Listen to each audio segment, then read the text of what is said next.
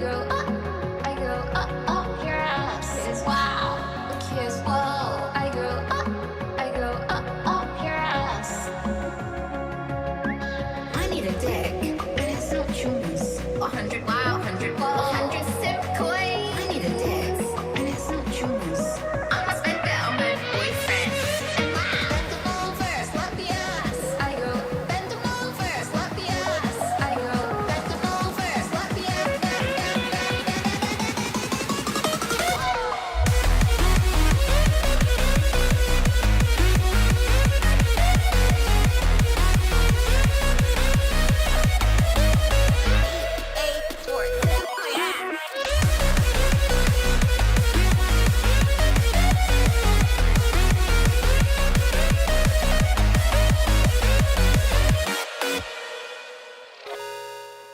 Press 1 for butt fun.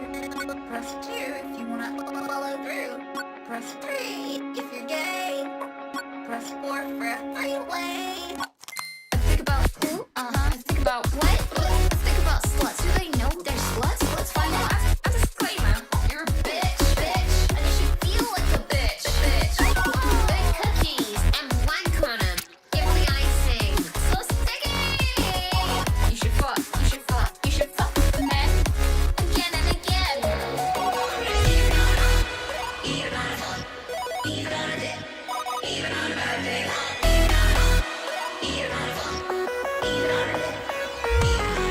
I go bend them over, slap the ass. I go bend them over, slap the ass. I go bend them over, slap the ass. I go.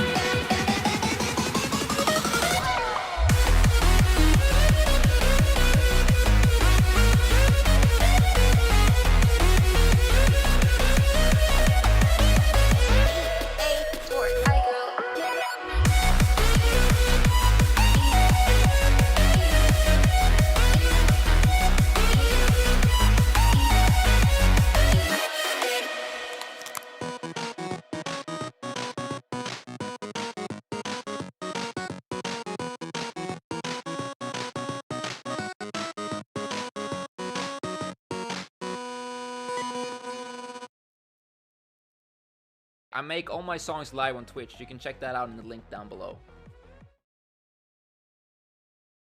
Hi, welcome. How's it going? Today we're doing a little bit of a help advice stream as a lot of people on Twitch seem to be struggling through life alone and not sure where to go. And if I can direct you, fuck off. You can then I would love to help. If I have any experience that might assist you in your decision making today, then go ahead and ask away. Let's get the music on and hang out for a bit. What a pro start. Thank you so much, Mertz. Don't sound so surprised. I've only been here for 8 years. 8 years. You look lovely. Thank you, Mega Man. I appreciate that. That's very sweet. Are you recovered from surgery? Mostly. I've now graduated to starting to look into how to reduce the scars. So I'm experimenting with silicone tape and we'll see how that goes. Because I have a nasty habit of like scarring pretty badly. I get like keloid scars. So I am determined not to let these scars turn into the kinds of scars I have everywhere else. Because like on the top of my arm here, I have one that feels like it's on fire. It was from my BCG back when I was like 11-ish. I'm 36 now, and it still burns every day. So I'm hoping not to make more of those, basically. So much. And Cody, thanks for the 60-month as well. Thanks for being here, sweetheart.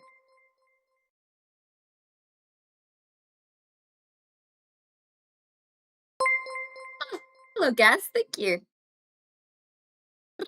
If you don't mind, who is and what is Nudge?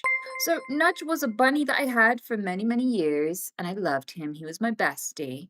And then he passed away, and me and my old therapist that I used to see years and years ago decided to put our heads together and make a Nudge fund. So, back when I was going to see her, there was this fund that a bunch of doctors had put together because like normal therapy on the NHS is free, but you get about 6 weeks of it or something. It's a really short amount.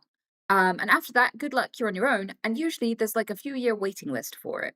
Whereas private therapy is a bit more, it goes for as long as you need it to, it's at your own pace, and you don't have to wait years for it, right? So they made this fun to allow people to go to the therapist that was like a local private therapist. Without having to go through that horrendous system and get chucked out at the end of it, right? So they gave me the details for this, and I went to see her, and I just brought what I could afford. So if I could only afford to pay £5 towards the session that day, that was fine. The fund would cover the rest of it, and that was great because I was very young at the time, and not I didn't couldn't really afford much at the time, and it really was life changing for me. Like that lady fixed so much about my life. She was amazing. Anyway, at some point I was like, I don't really need to come in anymore. I think I'm good. I think I'm ready to face the world. And that was pretty cool.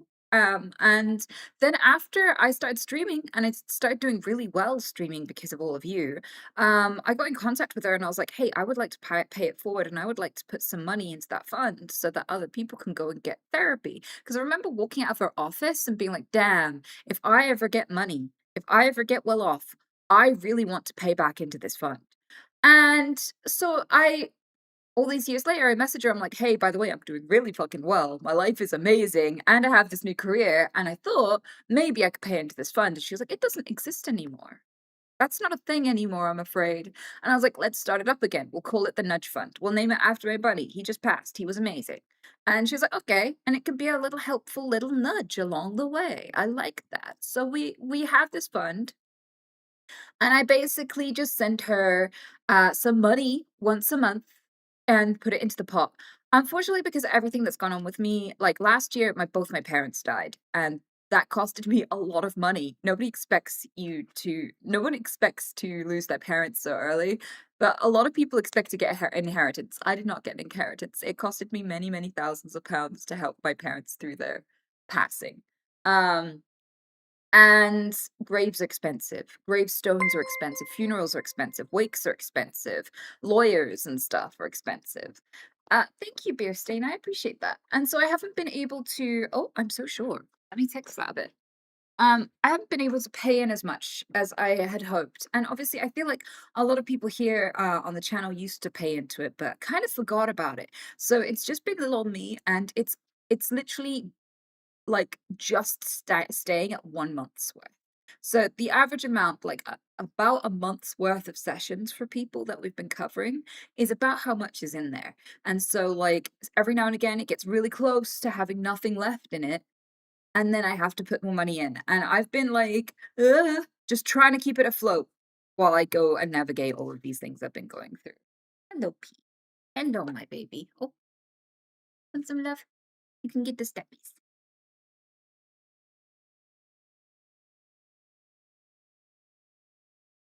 Actually, I had an appointment with my therapist today, my psychiatrist today, and she told me she was proud on finding so many strategies to deal with my anxiety. That's amazing, category. That's really fucking good news.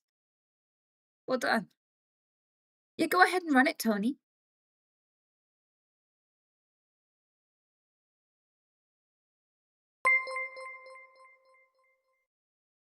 Nudge Oh, Fund. oh, thank you, Mer. I really appreciate it. That's amazing. Thank you so much. Oh, Cody. Nudge. Yay! Thank you. I appreciate that so much. And I'm sure the people who've been using the fund really appreciate it too. So like the therapist that I you know has built this fund with, she is mostly retired. So she only has like a few people that she still sees. But it's still there and it's still going. Nudge Anita Oh my god. Heart. Thank you so much, Nova. That makes such an amazing difference. You're all amazing. I really appreciate it. Yeah, huge W, Nova. But yeah, we've been keeping it going. We've been keeping it going this whole time through everything.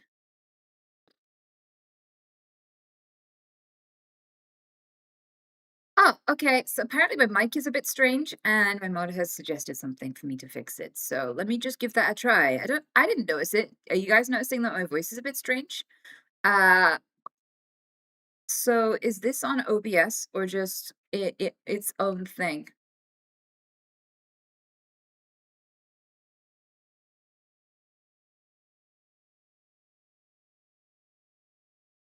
Yeah, the app. Okay. Bear with.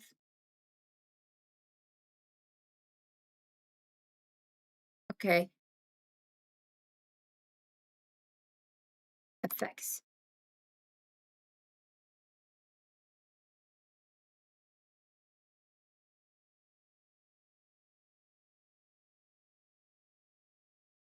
Yeah, is that better? Did that do a thing that is better now? I love you, I love you, I love you, I love you.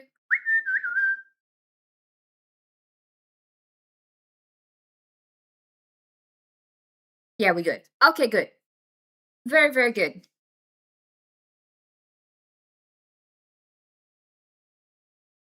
It was distorted before. Well, then you can thank the mods for fixing it so fast. Thank you. When she retires, will it continue with someone new? I had thought about that, and I thought there'd be like this massive backlog because obviously I wasn't expecting to lose my parents, and I also pay for my own private surgery as well, for my endometriosis, which was a few grand. So like after all of that, I didn't really pay as much into the fund every month. I usually pay ahead, and I've just been barely keeping it afloat. And so there isn't very much in there at all. If there was like a backlog of like a few grand or something, because at one point there was, I think I would have thought about like maybe we can strategize sending that to a new person and get in contact with a new person who can do this with the free sessions.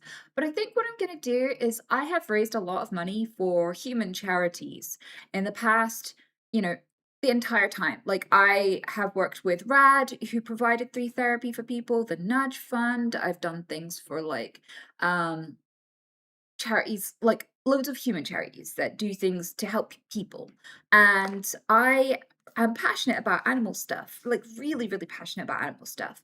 And I haven't really done as much for animals as I used to before I started streaming. So I think that after the Nudge Fund is finished and after my old therapist is retired, I am probably going to move on to funding animal charities for a while and funding, because animals don't get as much support as people do. Like humans tend to support each other really easily, but people rarely think to spend any money on animal charities and to support them. And at the moment it's becoming harder and harder for animals to survive in my country. I mean, with all of the rivers being deeply poisoned by raw sewage, a lot of animals really suffered during the heat wave because their only sources of water to drink were these horrendously polluted ones. So even if they managed to survive the heat wave, they had to survive their water sources, which was increasingly difficult. Um, and there's loads of things like that that I'm really concerned with that I think a lot of people never even consider. So it's really hard to support because so few people even know what's going on. And I think seeing as I'm someone with a bit of influence where I can bring things to people's attention, I'm in a really unique position. Most people know about a lot of the human tragedies going on, but nobody's really speaking up for the animals. So maybe it's my time. Maybe it's my time to go back to my roots and transition after the Nudge Fund is for the therapist. Like, I think after that, I think I'm just gonna close it and focus on contributing where it might be world changing, because a lot of these species that we don't expect to go extinct may well go extinct in the next few years. So, without our support, the world will be different forever. It takes millions of years for a species to arise, and they can just disappear in a blink of an eye. So, I think I would want the next generation of kids to really genuinely experience the world I got to have as a child, and not some barren fucking dystopian desert, you know?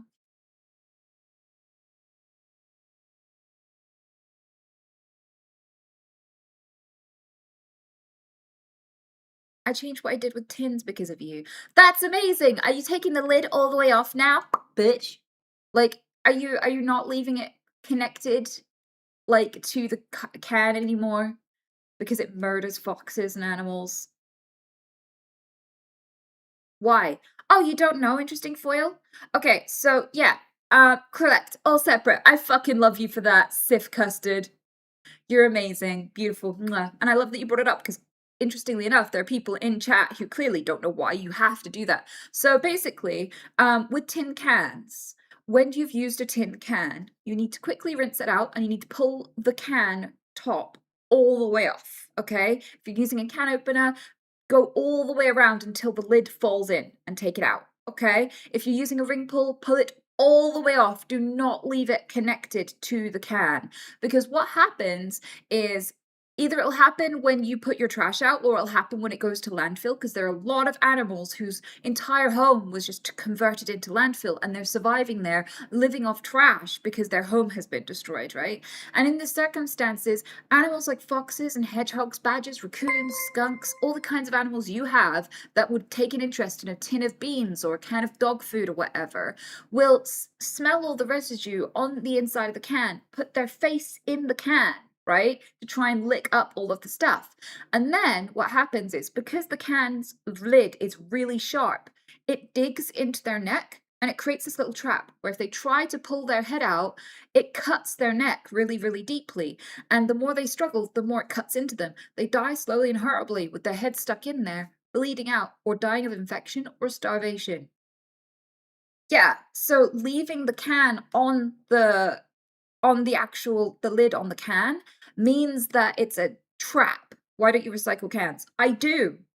But I do this even though I recycle them, because they still have to go outside. They still have to be sat outside my house where wildlife can do that.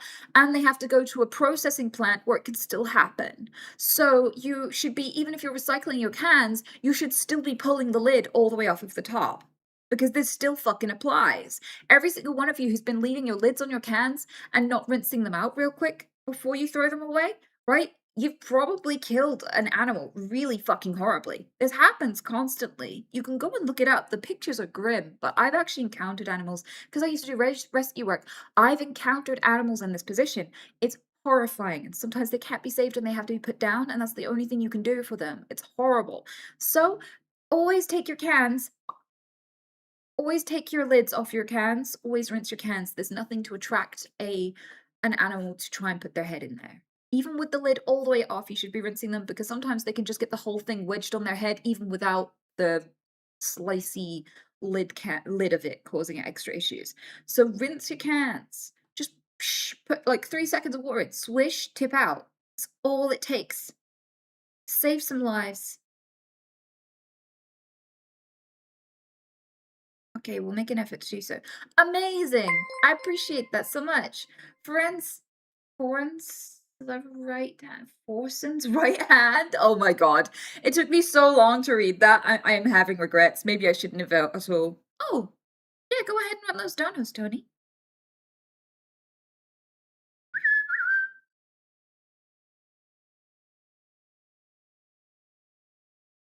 Mwah!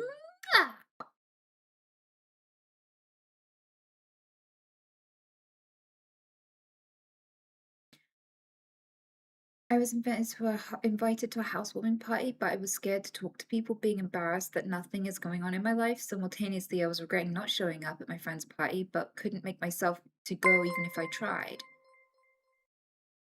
Nudge Oh, Fund. thank you, Moji. You're an absolute legend. I really appreciate it. I was at the train station passing by the train. Oh, wow. Thank you so much, Mega Man. You're amazing. Nudge. Everyone's being so generous. I'm glad I mentioned it today. Thank you so much for contributing, everyone. I was at the train station passing by the train that would take me there. I have low self-esteem and feel like everyone is judging me all the time. I would love to get you back to you about that, Ari. Just give me a sec. Oh! Rain, thank you so much for the 100. You're going insane. You guys are so fucking wholesome. This is amazing.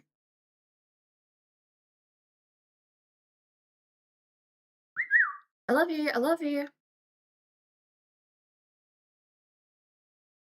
But yeah, Ari, I don't feel like you owe people an interesting life. And most of the time, people don't have to bring up what's going on in their life in order to associate with people. If you're not ready to share where you're at, and it doesn't make you particularly comfortable to do so, talk about other people. Other people are their own favorite, like everyone's favorite top subject is themselves. People love talking about themselves. So if you meet someone or you're hanging out with people you know at a house party, you can literally they can go, "How are you? What do you do for a living?" And you just be, "Oh, I just get by. What about you?" And they can go, "Oh, well, I do blah, blah, blah." And you just ask more questions about it. and then expand on your interest in those topics. You do not always have to speak about yourself to go to a house party. And often, actually, the most fun people at a house party are absolute losers by societal standards anyway. And by that I mean like the guy who has nothing to do tomorrow and isn't currently working is going to get more drunk and is going to have less to lose at the party, right? So at the end of the day, I don't really go to a house party thinking, I hope everyone has a job and is doing something interesting, or I will be so disappointed. The fact of the matter is that you're the only person who's obsessed with you. Everyone else doesn't give a fuck and barely remembers most of what you say. So, you saying, I can't go to a house party because I'm a disappointment to myself. I don't feel like I'm doing anything flashy enough to talk about. You never owed the world this. You didn't have to be interesting in the first place, but you certainly don't have to be an interesting person to go have fun at a house party. People are there to have fun with each other, not to judge each other. And no one's judging you as harshly as you're judging yourself. I think like one of the things when you really isolate yourself is that you only listen to your inner monologue, and your inner monologue is only a commentary on you and your life. When you're hanging out with other people and you have siblings and friends and you're going out and you're going to work and all these things, you realize that nobody else is thinking constantly about you the way that you're thinking constantly about you. That if you do something embarrassing, no one else is laying awake at night embarrassed about it. Only you're thinking about it ever again. So with that said, I don't know why you've put this limitation that you owe all the random people drinking at a house party an interesting life and you have to wait until you deserve to be there. That is crazy.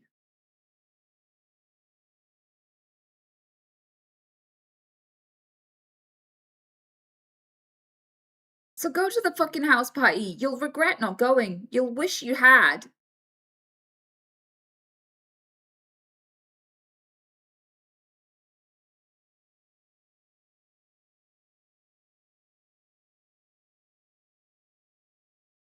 It's treats o'clock.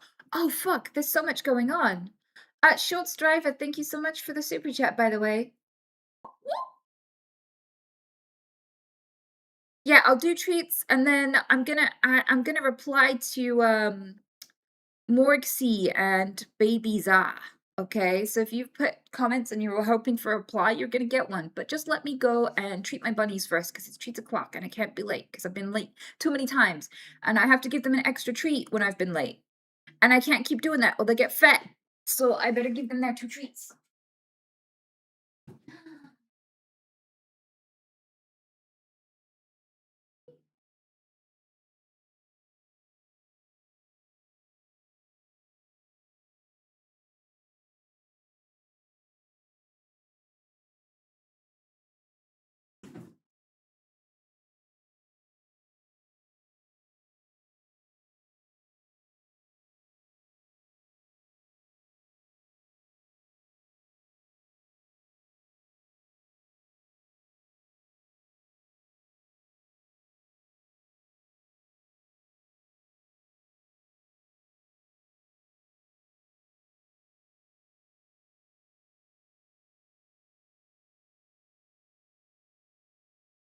And now for me. Let's go under the desk. Oh. Oh, hang on. There we go.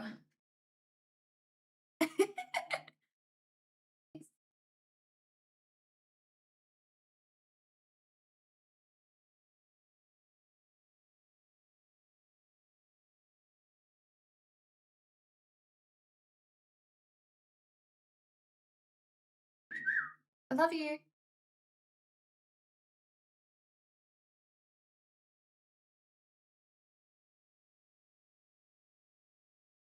Always Norman.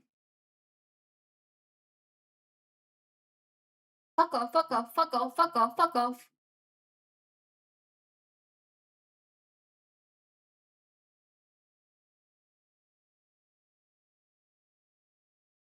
Oh, you chunky.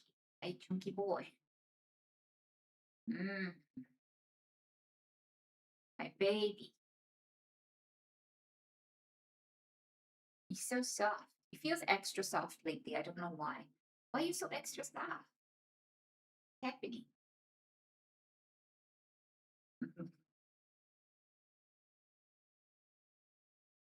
Anywho, that's the burn. So.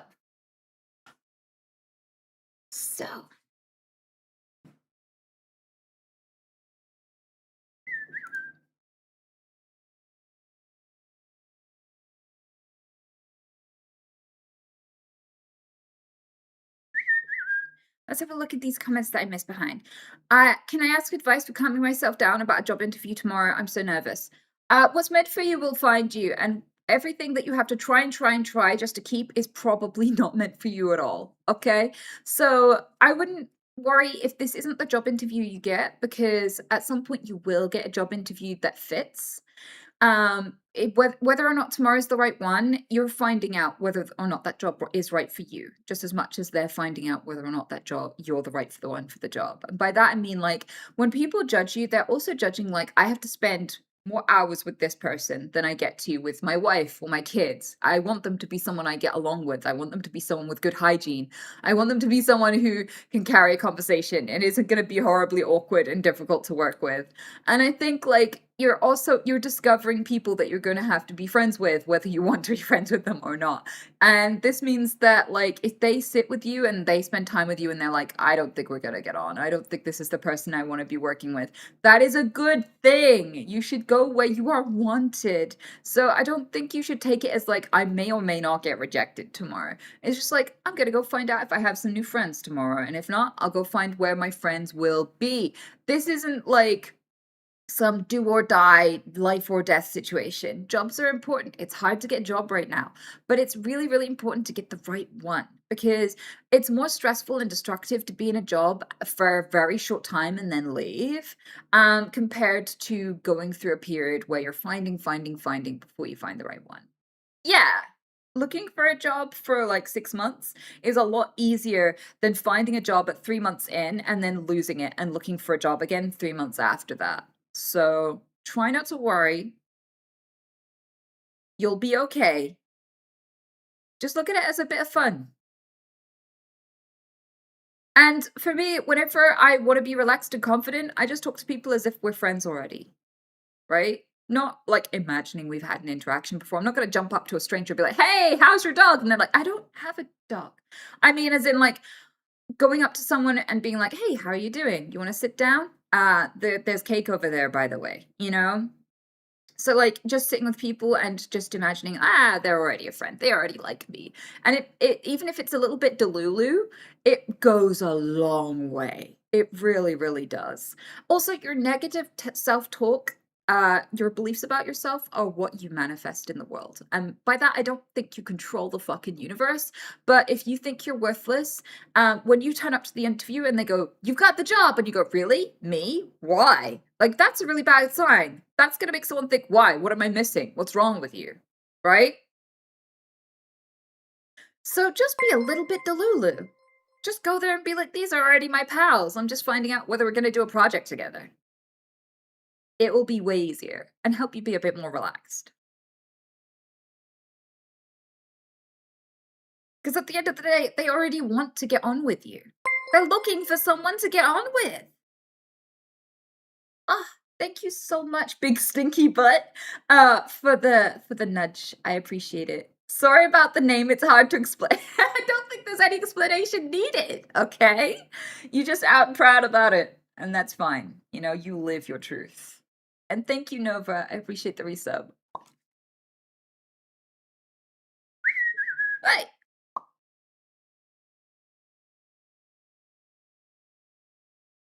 So Baby said, I'm bleeding like a Russian princess, waiting on the NHS to come back with test results. Fuck me. How can I explain? I do not mean to devastate our August family holiday, and I didn't decide not to participate. I mean, I don't think you really need to say that to sane people. If these people have made you feel like you have to apologize for being sick, they're not your people. And it doesn't really matter what you say to them, they're gonna hate you anyway, right? But otherwise, if they are normal people, you could literally just be like, I I'm sad I missed it. Please send photos because I really wish I could be there. Hope you all had a lot of fun. I just had to go to the hospital at the moment, and I really wish I wasn't here and I could hang out with you. Like, that's how I'd put it. I'd put it really short and casual. I wouldn't over explain. If someone asks and goes, "Oh no, is it serious? What happened to you?" You can go, "Well, I started bleeding and we're looking into that." I didn't really want to go into details because I didn't want to be a drag. But yeah, that's what's happening. And I feel like people that all of that is very highly considerate, acceptable, and like most people will react with empathy and concern.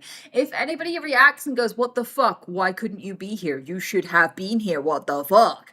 Right? They are evil. They are actually actively trying to make you feel worse. That is an attack, and you should cut them out. And the reason why I say this is because a normal reaction to someone saying, "Sorry, I couldn't be there," is go, "It's fine."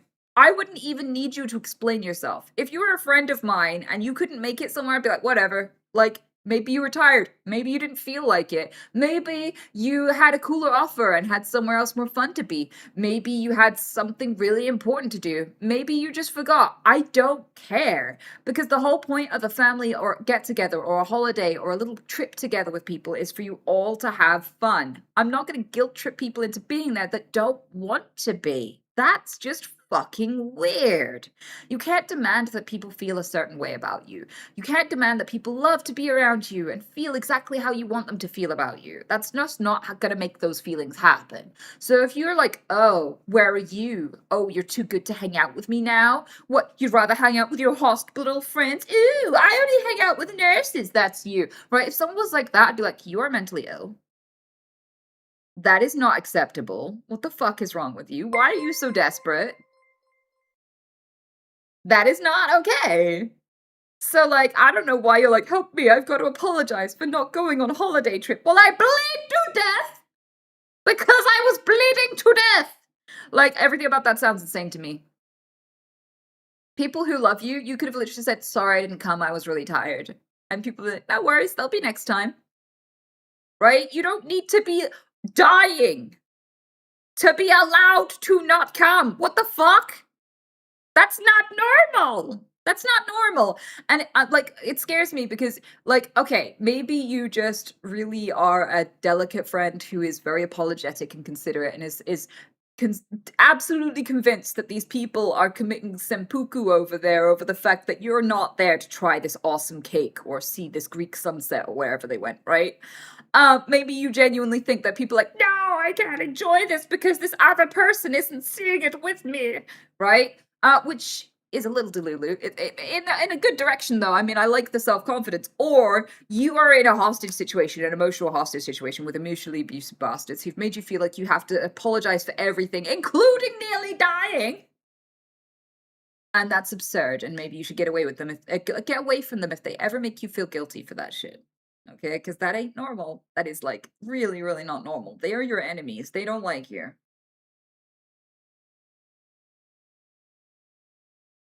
Mouse brother, thank you so much for the super chat. More people should live their truth about their butt. I agree. Thank you. And about Treat Thitty, thank you so much for the prime as well, buddy. Thank you, thank you.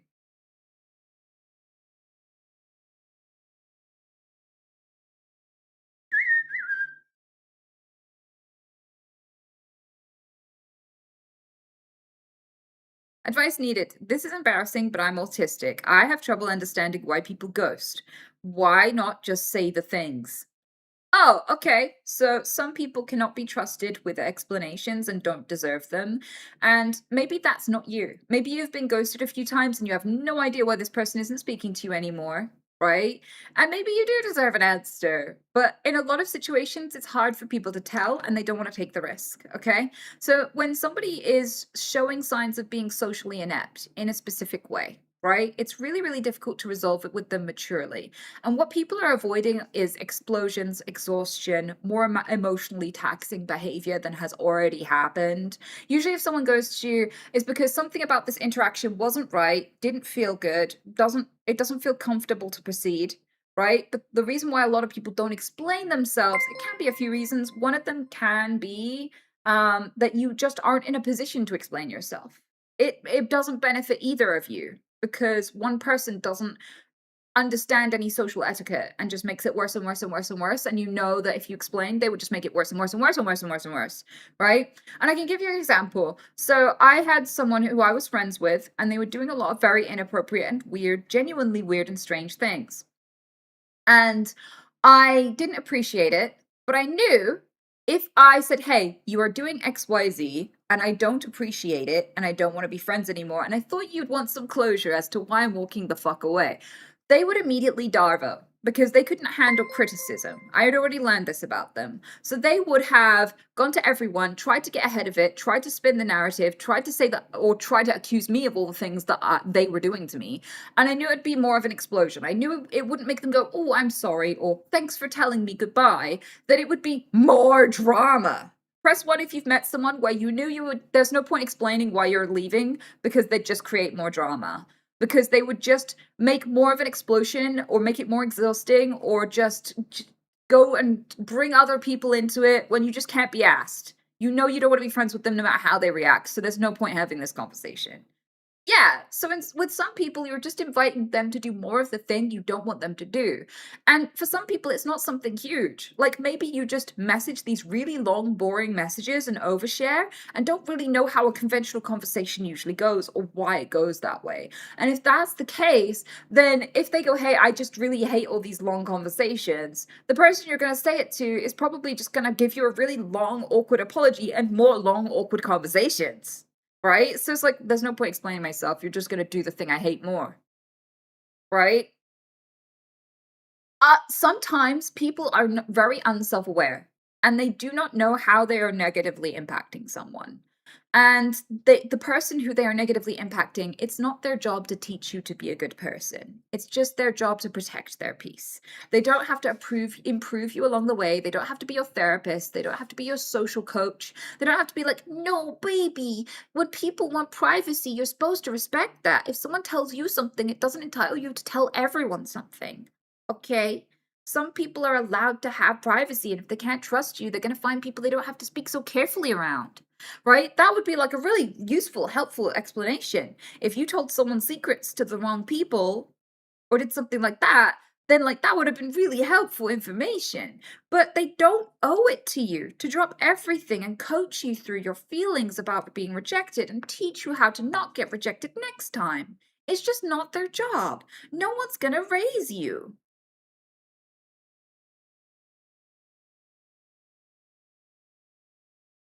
And so a lot of people just cannot be fucked. Otherwise, sometimes people ghost because they have their own internal issues that have nothing to do with you. Sometimes people ghost because they tried to come up with a non-awkward answer, couldn't come up with it, said, I'll reply to you tomorrow when I can think the answer through. Then tomorrow comes and like, I still don't know what to answer. And so 3 days pass and you're like, fuck, it's been quite a while now. They probably think I'm ignoring them. How do I combat that? And how do I explain that part? And then you just have more and more reasons not to reply because it feels too awkward, and then you just never reply. Like, and that's entirely like not your fault. There are ghostings like that. There are people who are avoidant who are like, you like me too much now, and that scares the shit out of me, so I'm just gonna back away forever because this makes me uncomfortable. And I don't know how to address that because it's not about you, it's about me, right? Like, there's loads of people who are like, I have anger management issues and I do not want to be speaking to people in a way that might tempt me to explode right now because I don't know how to contain that. Like, there's so many people who have a million and one things going on. Like maybe someone's going through domestic violence and everyone that they talk to on a regular basis, their partner is beating them up and go, you're cheating on me. So like, there's loads of reasons, a million and one reasons. It might not even be because of you, but if it is because of you, then people still don't owe you an answer.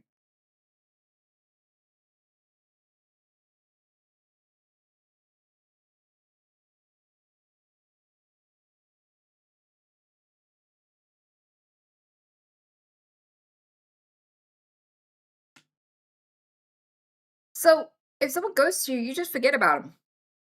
You're just like, wonder what happened there. And you just get on with your life. But, like, if lots of people ghost you, you are probably the problem. And if you can't spot it yourself, you can go to therapy.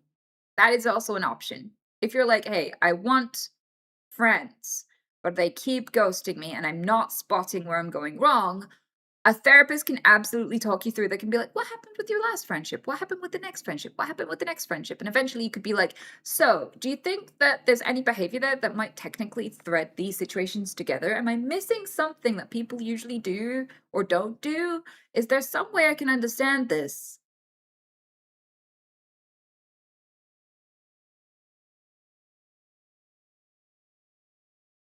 Hell Hamlin says, I need advice on something though, not gonna lie.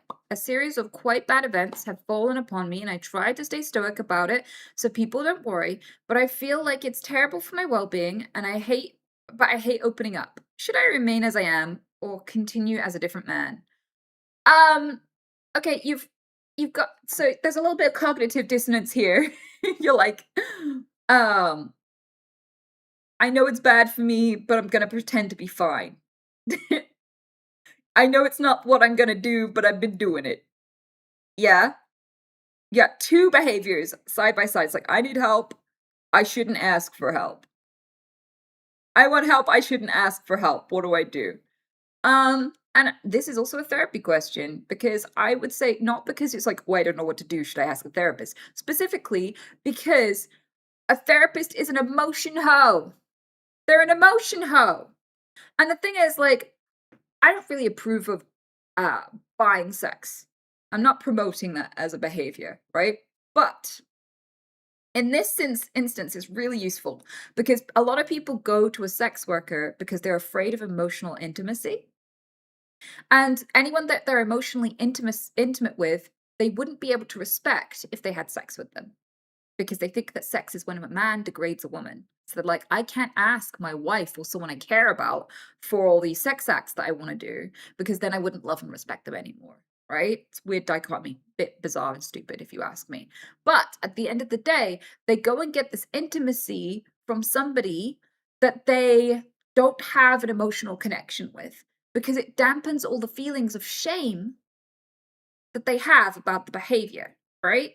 So if you're staying stoic, it says to me that you've got that thing in your head where you have shame about your emotions and how well or not well you're doing. If you go to an emotions hoe, the thing is, you get to someone is looking out for you and gives you answers that they're trained and professionally able to give you without you feeling like you're going to have to embarrass or humiliate yourself or be vulnerable in front of people that you want to look at you a certain way. It removes that chunk of shame that is holding you back from connecting and seeking help from another person. And while I think it's kind of not the best mentality to find it degrading or embarrassing, like to confide in others, to open up about how you're doing, I don't think that's right. But I think a therapist will probably convince you better than me about that and make you feel more comfortable about it. So maybe practice the behavior before you reshape your motivations. Okay, we can do the behavior first and the motivations after. So the behavior first is now you got someone private who you can open up to that's never going to tell anyone, otherwise they lose their job, right? Completely private. They're there because they get money, so you don't have to think about their motivations or them judging or mistreating you or whatever because they can't. It's their job. Okay, 99 times out of 10, right? Unless you're blow-torching babies to death, there's probably another client who's got way worse confessions than you. You're probably the lighter customer today. So why not go to a therapist to practice opening up to people before you do it for realsies?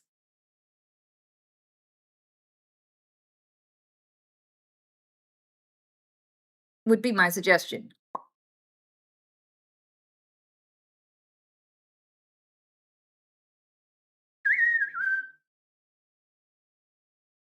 Surgical Glitch says, I needed some advice. Nova, you're next, by the way.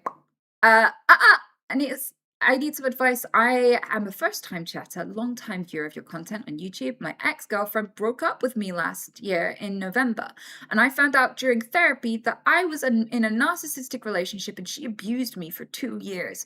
She moved on just 2 months after kicking me out. Besides, there are plenty of fish in the sea. Do you have any advice? I'm studying my degree in clinical psychology right now, but it's hard to self-analyze your own situation. Okay, here's the thing. Don't go thinking that if you do clinical psychology, that it's going to make you better at taking care of yourself. There are plenty of therapists, psychiatrists, psychologists, people who do neuroscience, people who've studied the brain, the mind, all of human behavior, right? And there's still absolute head cases. Quite often, one of the attractions of going into those fields is to understand yourself.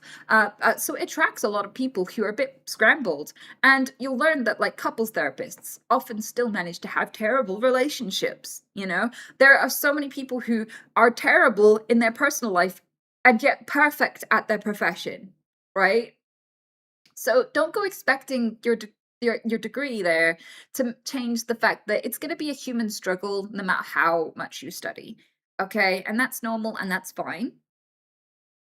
But like the next thing I'm going to say is there are going to be lots of people that you meet that won't be the right fit for you. And it's devastating, but it's good to know early. And believe it or not, 2 years is still early. Okay? And it's okay to not get over people quickly, because if you love someone, you're gonna miss them. That's natural. Even if you're the one who broke up with them, you will still miss them. That's natural. That's just, you'd have to be a psycho not to. So heal in your own time. It will get easier and better. I will say that if you couldn't see the abuse you were going through until a therapist explains it to you, you may well have grown up in an area, had led a life where abuse was invisible for one reason or another. Sometimes it's because you're sheltered and you just don't think about that anyone could ever have motivations like that. Sometimes it's because you were abused growing up and not prioritized, and that, when you grow up and you hang out with other people who are abusive, you think, oh yeah, that's just normal. You don't see it the way everybody else would see it, right? But whatever it is, you definitely need to unpack that before you move on with your life, whether you make friends, relationships, co-workers, whatever. Because if you couldn't spot that you were being taken advantage of and that you were not valued in the relationship at all, that will make you feel very unsafe in future relationships until you recalibrate that compass.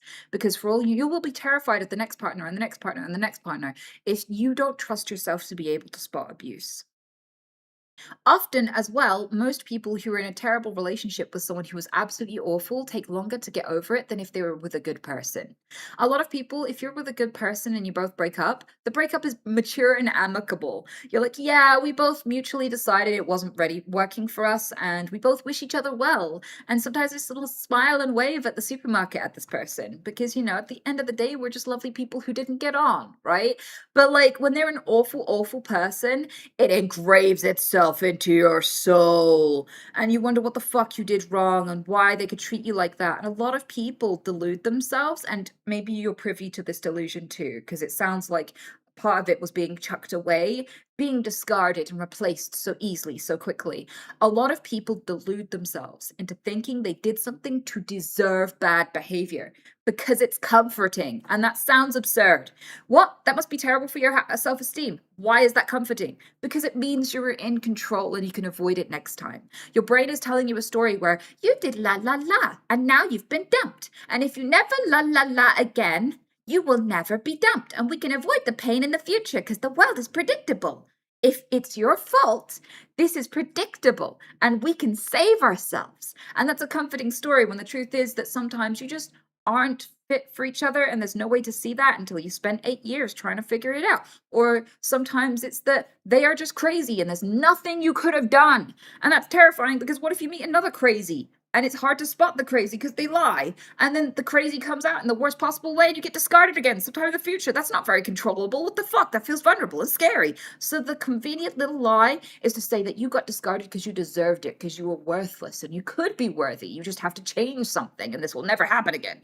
And so it sounds counterproductive to blame yourself in these situations, but people automatically do to some degree. And when something causes you pain, you remember it more. And when a relationship doses you with pleasure and pain, it feels like gambling. And that makes it addictive. And healthy relationships aren't addictive.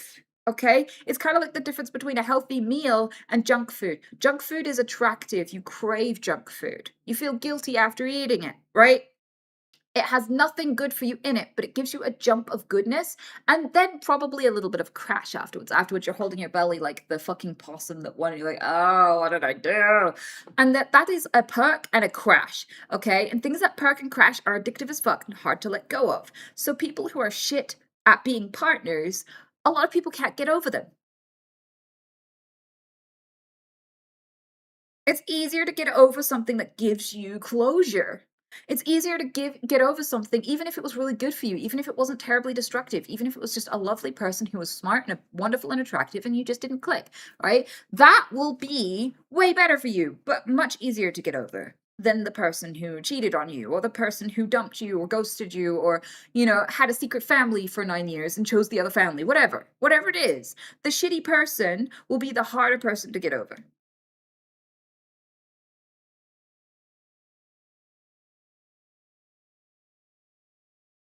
Exactly. So, like, everything you're feeling is normal, and if you want some help with that, talking it through with a therapist can help. But to be honest with you, I think that life experience may just be awesome enough on its own. Like, I don't necessarily think you need to convey all of this. A lot of people go through this exact journey. A lot of people go through a shit relationship where they were either discarded, dumped against their will, or betrayed in some way.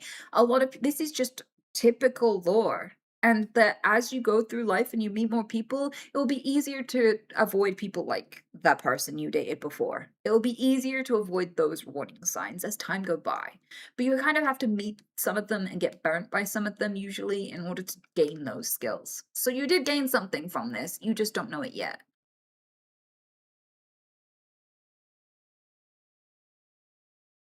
Ashlyn, hello. Stop. I've been doing that so much, especially recently, dude. You are spitting bar after bar after bar.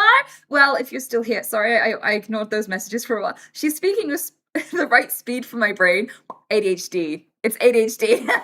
Hello again. How are you doing?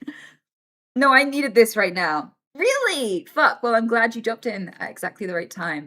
Unfortunately, I have a lot of lived experience with terrible people, but I've learned how to turn it into a silver lining that has made me a better Nudge. person. Smiling face emoji.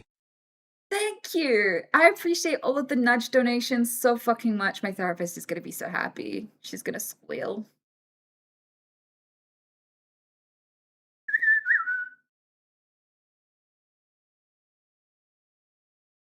But yeah, hopefully that is useful.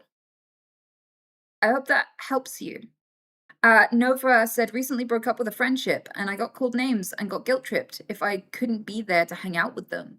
Every single interaction with them was exhausting, and I genuinely started avoiding them. I sent them a last message and blocked them everywhere. It was kind of a frog boiling situation. I didn't realize how bad it was till I looked back. It took me 6 years. How do I prevent myself from ending up in a relationship like that again? I mean, before you walk out the door or before you click in the Discord call or whatever it is, ask yourself, like, how am I feeling right now? How am I feeling right now? Am I looking forward to this? Am I going to enjoy this? Or do I feel like I have to do this? Because what I find is when you redirect and change your behavior, when you learn a lesson and start acting differently, at first you have to do it very intentionally and then it becomes automatic. And over time, you won't even need to ask yourself before you hang out with your friends, do I really want to do this? Do I really want to hang out with them? You'll just know in your gut and be like, I don't really feel like hanging out with those people. And also just make lots of friends because then you have options. And when you hang out with really good friends that you actually like hanging out with, it will really show you who you really don't enjoy hanging out with. It will help you by contrast. I think this happens to people who have smaller friend groups because you have fewer people to compare it to. Um, so like it can help you in that respect as well.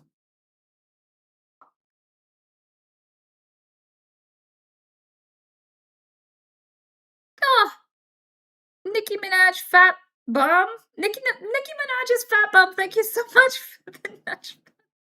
Money, I appreciate it. I don't appreciate you making me read out that name though, but I appreciate the contribution.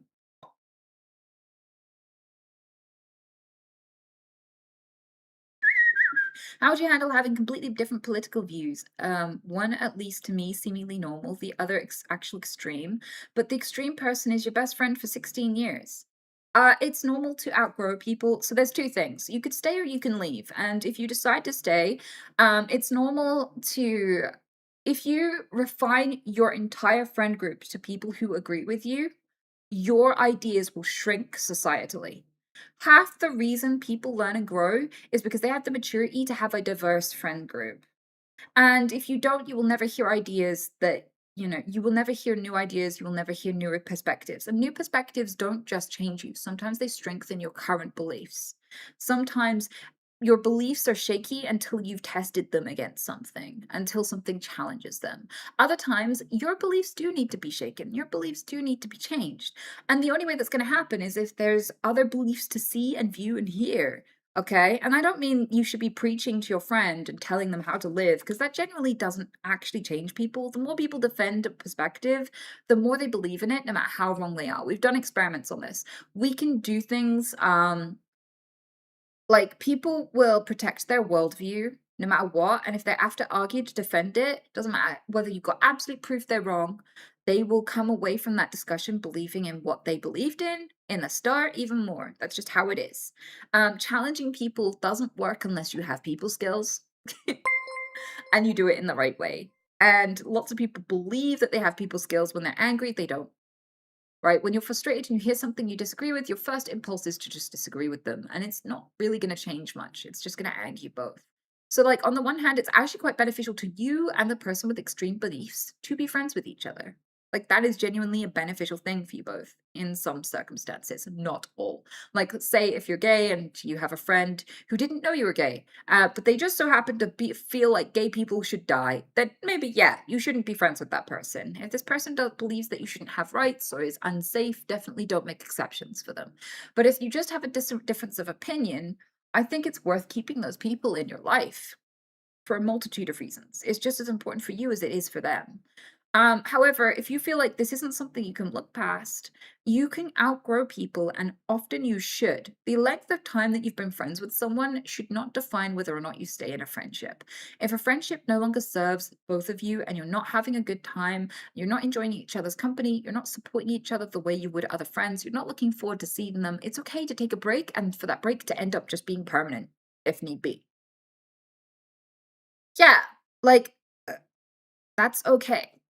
And it's normal. Like, anyone who's lived a long life will tell you that most people do not keep friends for their entire lives. People come in to your life and they go. Sometimes it takes 20 years, sometimes it takes 2 months.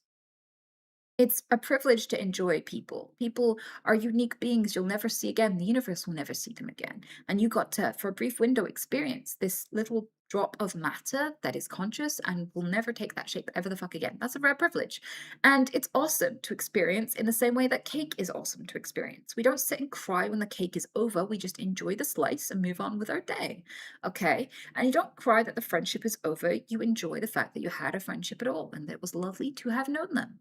But you should definitely not force yourself, shoehorn yourself into people's lives long after you've outgrown them. Okay? People befriend and people fall in love with one version of you, and that version changes. And maybe their love will evolve, and sometimes, nope, they just love the original version, and now that you've changed, you're not their cup of tea. That's fine too. Both are absolutely natural. Okay?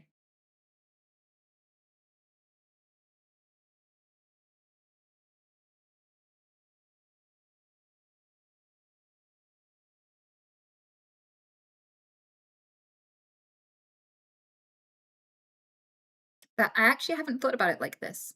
The other person and his wife are actually really nice generally, and we help each other often, just political views are extreme, especially on immigration and stuff and authoritarianism. But thank you so much for the advice. Yeah, I feel like sometimes people are in an abusive relationship with their community in the same way that people can be in an abusive relationship with their partner. Just bear that in mind.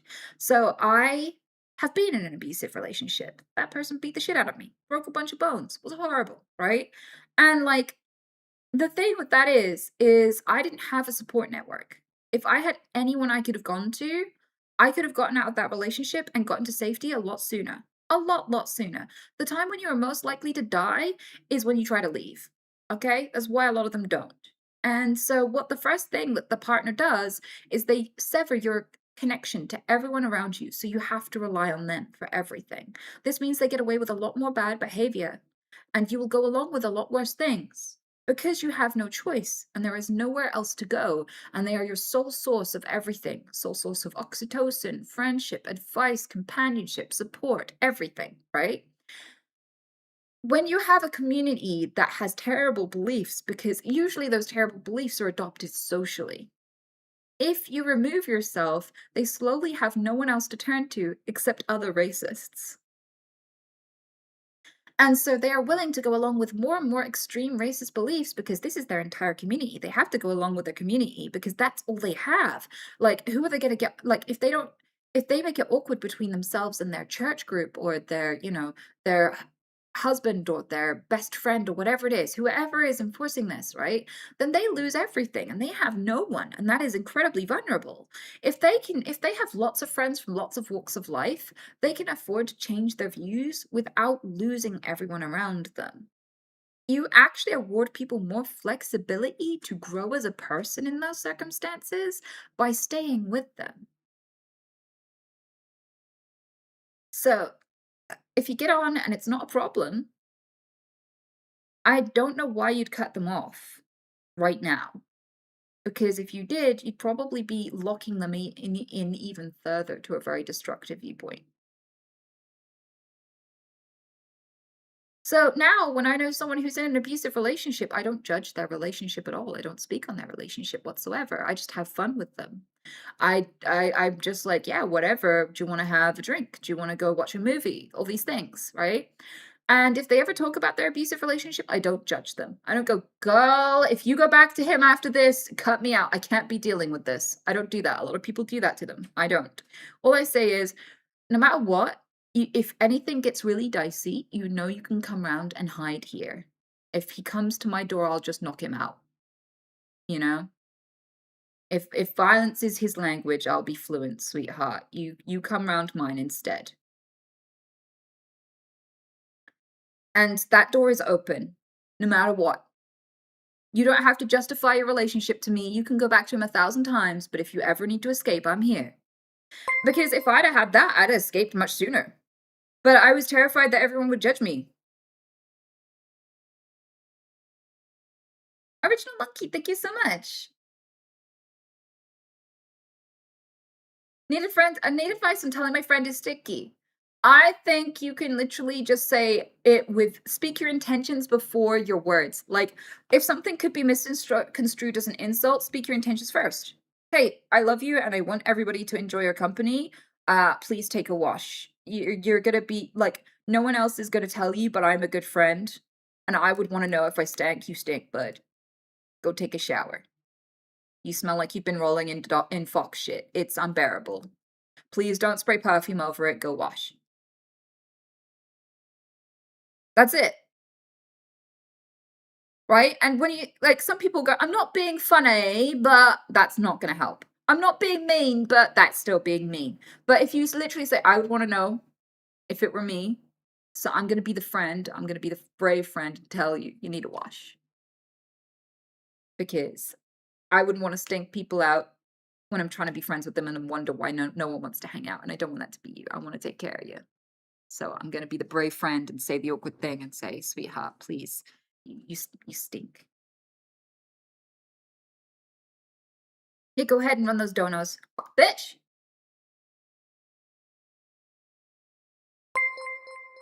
There's so many today. This is amazing. Thanks for all your help throughout. Watching your streams every Monday and unholy sweetness, it helps a lot. Smile. Thanks, Dang Tix. I hope you have an amazing life and thank you for being so generous. Bitch!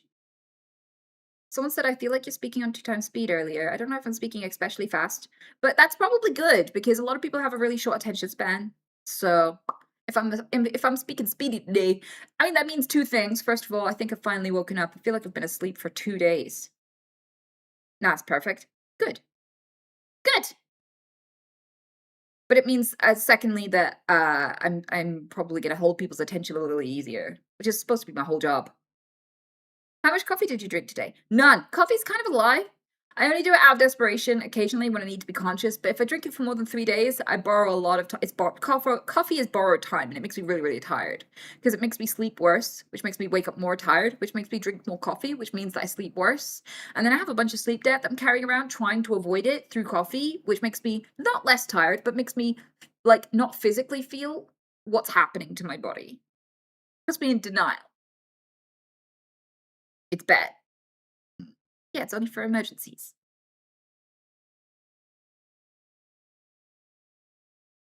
I have this problem where there is online personality, and whenever I have this thought through me of meeting her during her concert or when I plan to travel to the US with thought.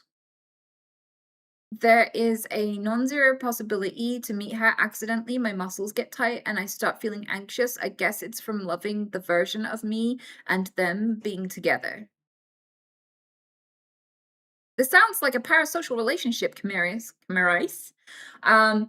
Okay, I muddled through it as best as I can. I really misread all of that. Okay, I could try again, but it sounds like a parasocial relationship. Where there is this online personality, and whenever I have this thought of meeting her during her concert or when I plan to travel through the US, there is a non-zero possibility of meeting her. Accidentally, my muscles get tight and I start feeling anxious, I guess from loving the version of me. It's from loving the version of me and them being together. I think you do need to Google, what is a parasocial relationship? Oh, vision. I guess it's from loving the vision of me and them together. Okay. Yes. Look up parasocial relationship. I've tried again and again. I guess my dyslexia is not really agreeing with me on the way that you wrote that. But yes, look up parasocial relationship.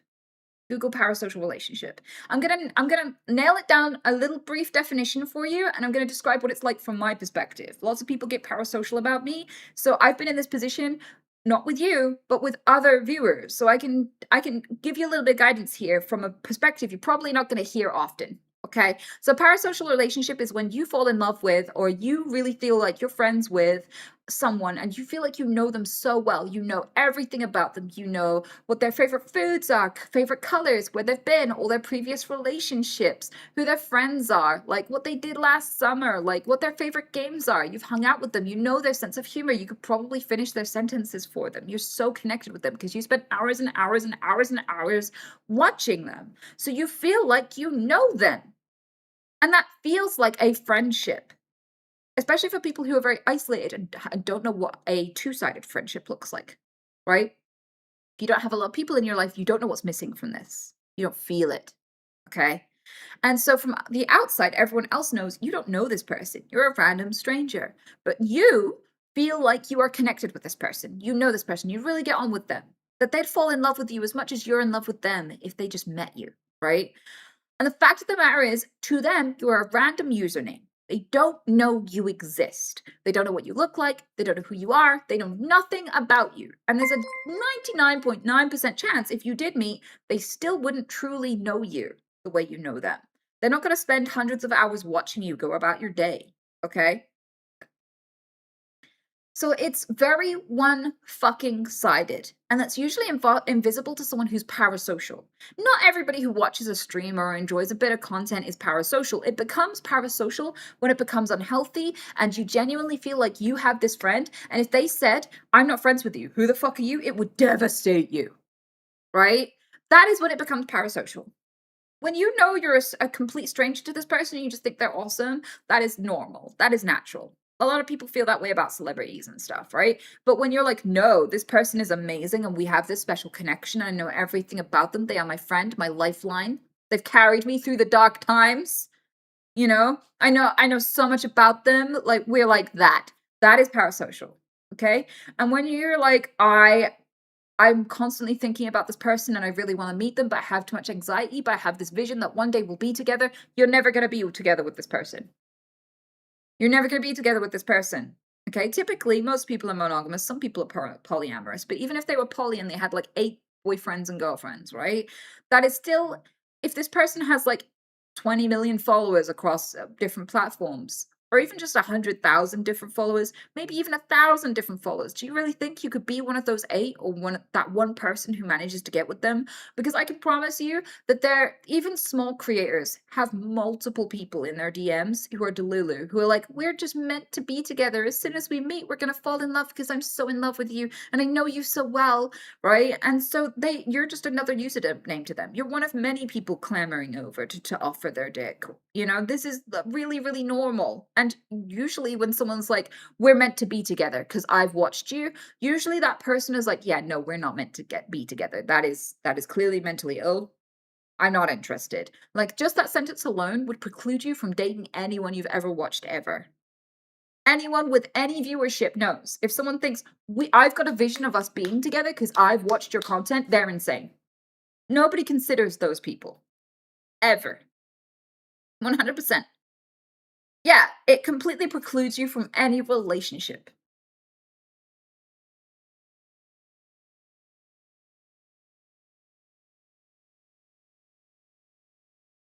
So in this situation, if you think you have a chance with somebody that you're watching online and you have anxiety about seeing them because you just know that you're supposed to be together, therapy. Therapy. Speak to the therapist about limerence and parasocial connections. Because you deserve to be loved. You deserve to have a reciprocated interaction. This is not reciprocal. This has all happened in your head. And the thing is, people like me, ever since I was young, people would fancy me from afar, develop an idea of me in their head that is tailored to their needs, their wants, their preferences in terms of personality, hobbies, all this stuff. And then they come and speak to me and go, I'm really disappointed because I thought you were going to be one way and you're not. I thought you were going to be different. And I, when I was young, was like, what do you mean you thought I was going to be different? What did you expect of me? What the fuck? And they really couldn't answer. I didn't understand what was going on, but a lot of women go through this. All right? And so I'm just going to say this. Everything you've developed in your head is probably A, not very accurate and very tailored to what you would want from your ideal partner. And B, not very mentally healthy because relationships are supposed to slowly build at equal measure, where you're both spending an equal amount of time on each other. They're not supposed to be, I know, 59 hours of information of you that I've watched meticulously over and over again and rewatched and rewatched and rewatched. And you don't even know my name or face. That is not an equal growth, okay? This person's at 0, you're at like 99%. And you think, well, if I just meet them, that will mean they'll have the 99%. It does not. It does not. That's not how any of this works. Okay, so in order to fix this, part of what you need to do is develop platonic friendships with people where you gain similar amounts of knowledge and connection with each other at the same time. And that is not what's transpiring with you and this person online. It is not. And if you want to be cured of this issue, there are some great documentaries about people in like various places in Asia. I've forgotten exactly where. I've forgotten the exact names of the countries because I'm bad geographically. But there are workshops, like factories, and it's just cubicle upon cubicle upon cubicle of women who are being trained to be vague about who they are and leave subtle clues around this fake bedroom backdrop that they've got, where they sit and they dance and they sing and they hang out with chat, and they're getting lessons on how to develop a parasocial connection with people, and how to develop a parasocial connection with the richest subset of lonely men. And when you listen to how they've developed these thought processes, you will hear what you've done to yourself. Because I bet this isn't someone who's training to have a parasocial connection with you. I bet this is just a person existing. But you have fallen into this net, and those documentaries will draw circles exactly around how you fell in that net. What about you made you vulnerable to this kind of delusion?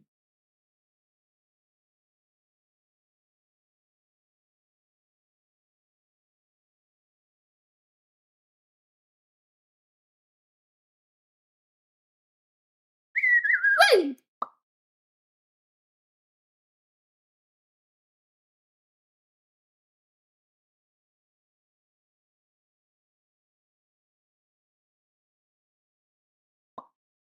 Nudge again. Oh, thank you. I appreciate it, stinky butt.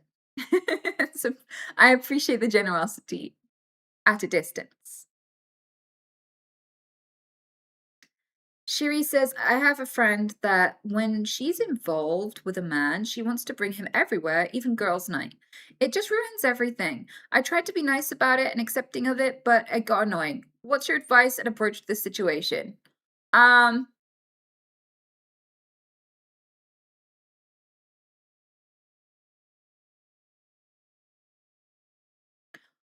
If it were me, I would check whether or not my personal feelings are shared by everyone or if it's just me.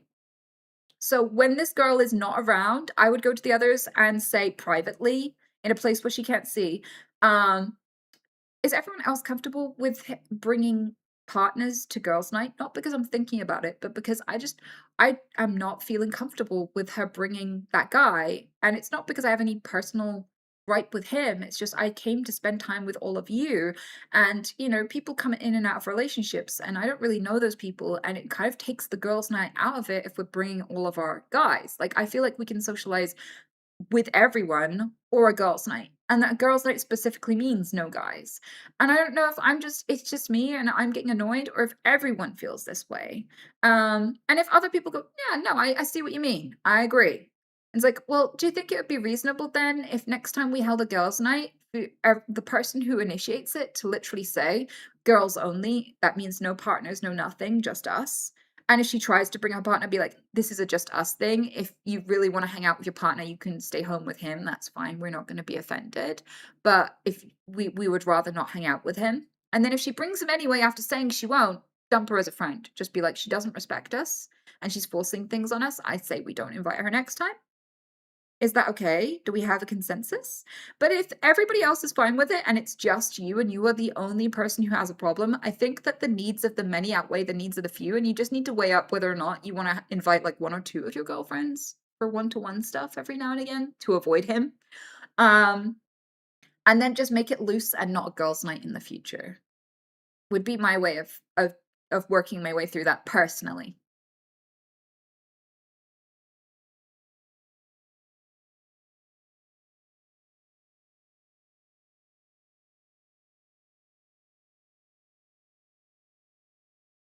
Daredevil says, any advice for getting over someone who said they wanted to be friends but gave off the vibes of something more and still continues to do so, just making my head loop on what ifs? Okay, it's difficult to weigh in on this because sometimes when we're really, really into someone, we get delulu and we constantly look for signs that this person wants to be with us, even when that's not the case. So I had someone who hit on me a lot, and I said, listen, I just want to be friends. I don't think we're compatible in that way. I'm very flattered. I hope we can still be friends. She was like, yes, of course we can still be friends. And then, she would always make flirty jokes with everyone. She was constantly flirting with everyone around me, in front of me, all of the time, men and women. And so, whenever I would make flirty jokes, she would take it really seriously and be like, and DM me and be like, I've been drinking all night and crying because you're giving me mixed signals. And it's like, I made the same joke you made with 8 other men yesterday. It's the same joke. What do you want about? Why is it different when it's me? And she was like, no, I just feel like you're pushing and pulling me and it's very manipulative and it's destroying my feelings and you're making me feel so guilty. Do you want me or not? And I'm like, I've already made clear we're just friends. I didn't know that I would be put in a position where I could not say the same things that you say with other people, that I cannot maintain the exact same environment and kind of vibe that you are initiating with everyone all of the time.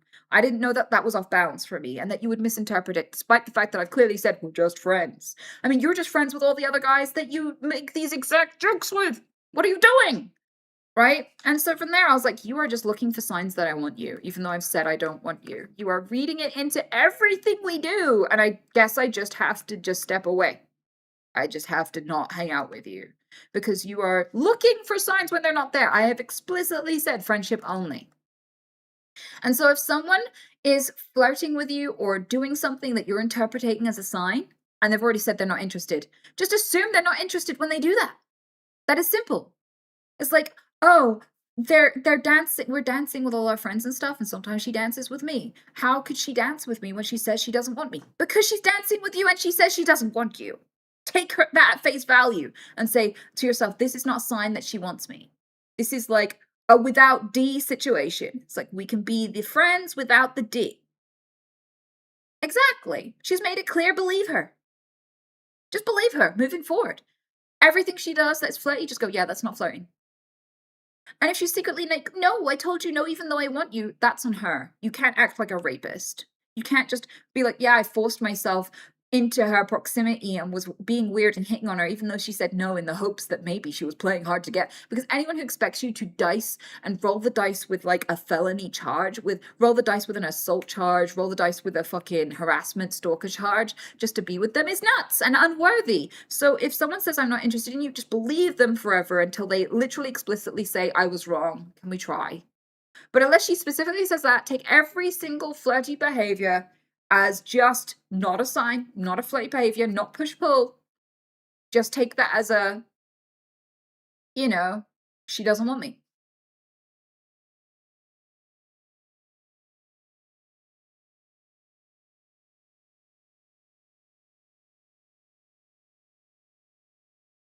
Anita, you said that you were telling a story about getting fish mouth during your first kiss while at school. But you said you were homeschooled. I'm confused. Oh, okay, Gabby. So basically what happened was I was in and out of homeschool. I only had collectively about a year in total of school when I was a kid. Between the ages of like 1 and 16 years old, there was cumulatively at multiple different schools in tiny little slithers, um, about a year, maybe a year and a half, I don't know, maybe under a year, I don't know. Because I was a kid, I wasn't like keeping track, but it was a very short period of time. So I went to a nursery school for a small amount of time, and then a primary school for a short amount of time. Then my parents broke up and moved, and I was when they moved to different places and got new partners and stuff, I bounced between them in different cities, and that meant that I wasn't allowed to go to school because there was no point putting me in school. And then finally I stayed with my dad for a little bit longer, so they finally conceded and started putting me in a school, and then my mom wanted me back, so I had to leave that school. And then I was in home education for a few years straight, and I was really bored and lonely, so I begged to go to school. And then I went to school again, and my Tourette's was really bad, and I said a bunch of weird shit, and a lot of kids got really angry about it, and it became a really big situation, and it was very difficult to deal with kids. And eventually, when I was about 12 or 13, some sixth former boys who were about 16 waited for me at the bottom of a stairwell and beat me unconscious and broke my fingers by stamping on me. And I woke up in the medical area, and I was like, there's no point me trying to get an education if I'm not going to survive to use it. So I went back into home education until I went to university.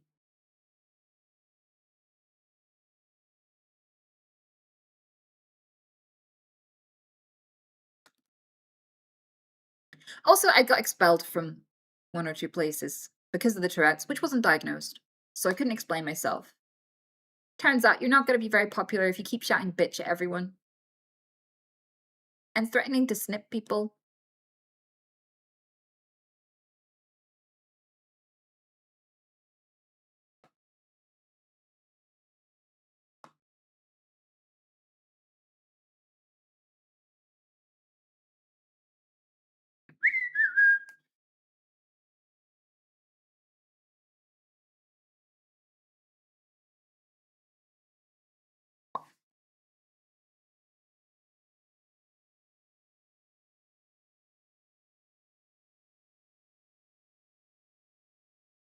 Undiagnosed coprolalia, I thought I had it bad. Yeah, I mean, it's a very misunderstood condition, but also people just have a lot of, even if I was diagnosed, I don't think it would have been any easier. I've seen what happened to the people who were diagnosed who had severe coprolalia, and it doesn't look like they really got much of a different reception, to be honest with you.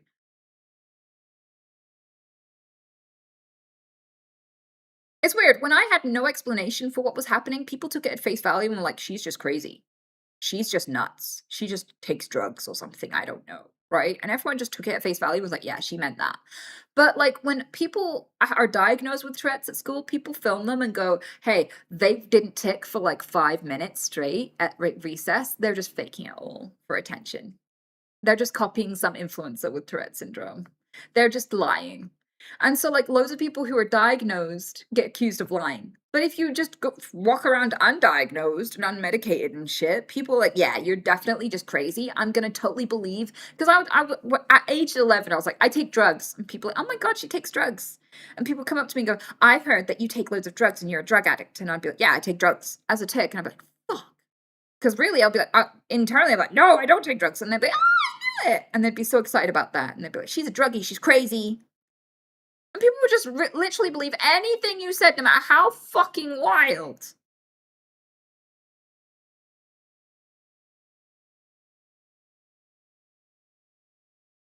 So that's an odd thing about Tourette's.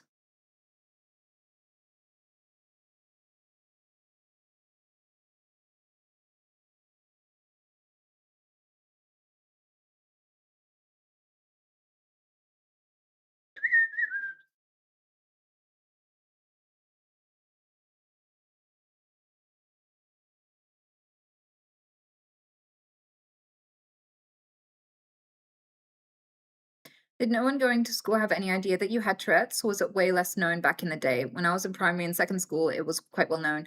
Nobody knew I had Tourette's, and that was very frustrating for me.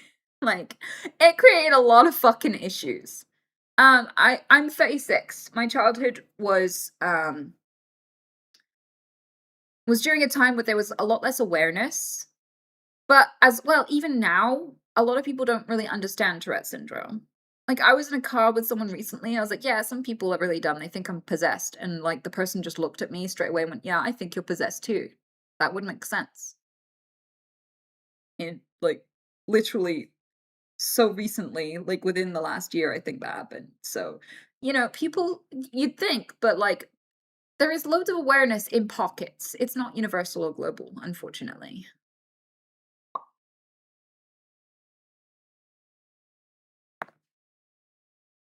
What's the worst date experience you've been on? Everyone wants me to have loads of dating stories, but I don't, because I'm not an idiot.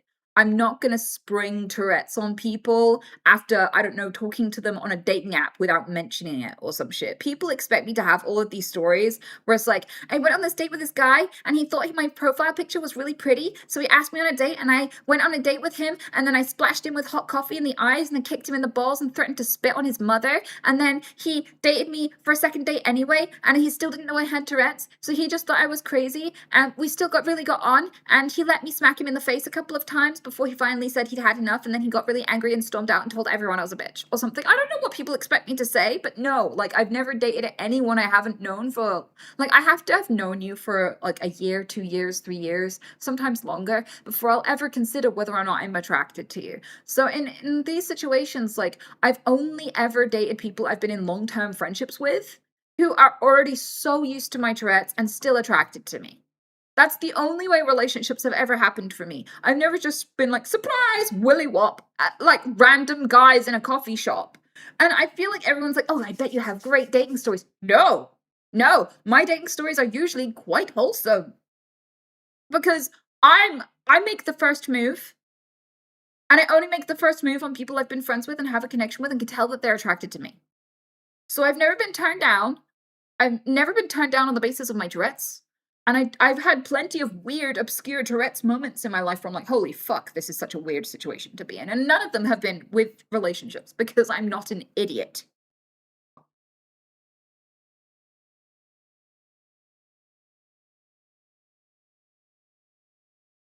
I'm attracted to trains. How the fuck do you fuck it? You know what? I'm not gonna even finish that sentence. Every single stream it goes there. We don't have to go there today. Yazza says, hello, Anita. Just wanted to say, a while back, I was going through one of the lowest points in my life, and your advice genuinely played a role in helping me get back on my feet, and things are slowly getting back on track. Thank you. You're an incredible person. Fuck yeah, Yazza. I hope it's onwards and upwards from here. Keep acing that shit. It makes me so happy.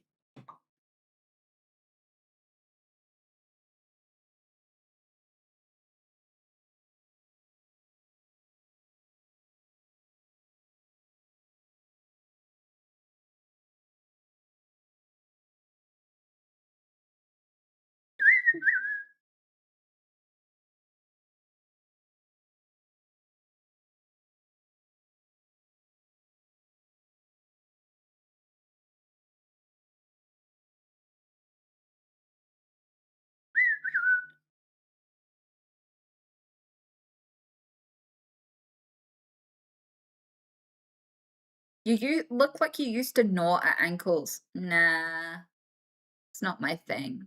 To be honest with you, it sounds like the kind of thing you would do. I feel like this is projection.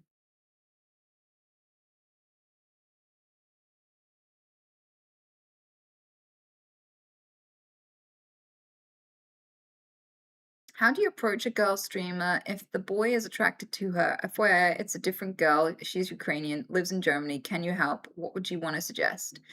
Um, how do you approach a girl streamer if the boy is attracted to her? So you're a boy attracted to a girl streamer. If that's what you're saying, don't bother. Like, one of the things with being a woman just passively is people are just gonna hit on you all the time. People who don't know you, people who are just looking at you, right? And they're like, "I want a chance to date you." It's like, "Nah, I don't want your dick just because I'm streaming." And there are, no matter who she is, there's thousands of men offering themselves to her. If she gave every single one of them a chance and went on a date with them, she would not do anything else with her time. So no, she's probably not going to date you just because you're interested in her. And you're not entitled to a chance. You're just not. She can't afford to give every single man that just looks at her and is like interested a chance. So I just would not try to hit on streamers. That would be my advice. Every time a man has hit on me while I've been streaming, I've just been disgusted. It'll be a random streamer, like it'll be a random username that pops up and goes, "Hey baby, you want to go on a date?" And I'm like, "No. No, I'm not just gonna crawl through your screen like the Grudge Girl or the Ring Girl and just be like, yes, buy me a croissant." Like, no. Like, what the fuck do you think? How is that gonna work, you idiot? And then, like, there are guys who've met me in the meet and greet who are like, "I think, you're really attractive and I would love to take you somewhere." And it's like, what do you think I'm doing? I'm here for the next 2 hours hugging and smiling and signing shit and meeting people. Do you think I'm just gonna be like, "Bye, guys," and just walk off with you, random man, because you want to put your dick in me? Like, no. What are you on, you idiot? So, like, I'm gonna say never once have people who've viewed me for ages been like a sexual opportunity for me. And anyone who's like sane and knows anything about personal safety would ever consider streaming, content creating, YouTubing, whatever, as a means to connect with someone and date them. I'm an honest person. Most people will not have this conversation with you because it doesn't benefit them. People who want to be parasocial, people who want to date you, they're an opportunity to most streamers. They're like, "Yeah, I'll leave it vague in case someone wants to have hope," because then they'll sub more. I'm not like this. I genuinely am invested in the success and happiness of the people who watch me. I'm saying all this to say, don't hit on streamers. You don't stand a chance. You are among millions of other people hitting on them too. They have any common decency, they will not entertain it. If they are entertaining it, they'll still never fuck you, they'll just milk you for money. Don't do it. Go find somebody in person. Go build a relationship with people that you know.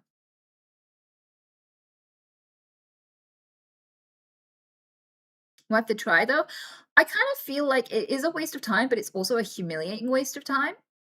And that if you constantly humiliate yourself, if you constantly push yourself into situations where people have to reject you, you will hate them. I think this is how incels are often made. It's if you are delulu about how to get a partner and you keep like running up to people in the street and going, "Hey, can I have your details?" And they're like, "No, random stranger, fuck off."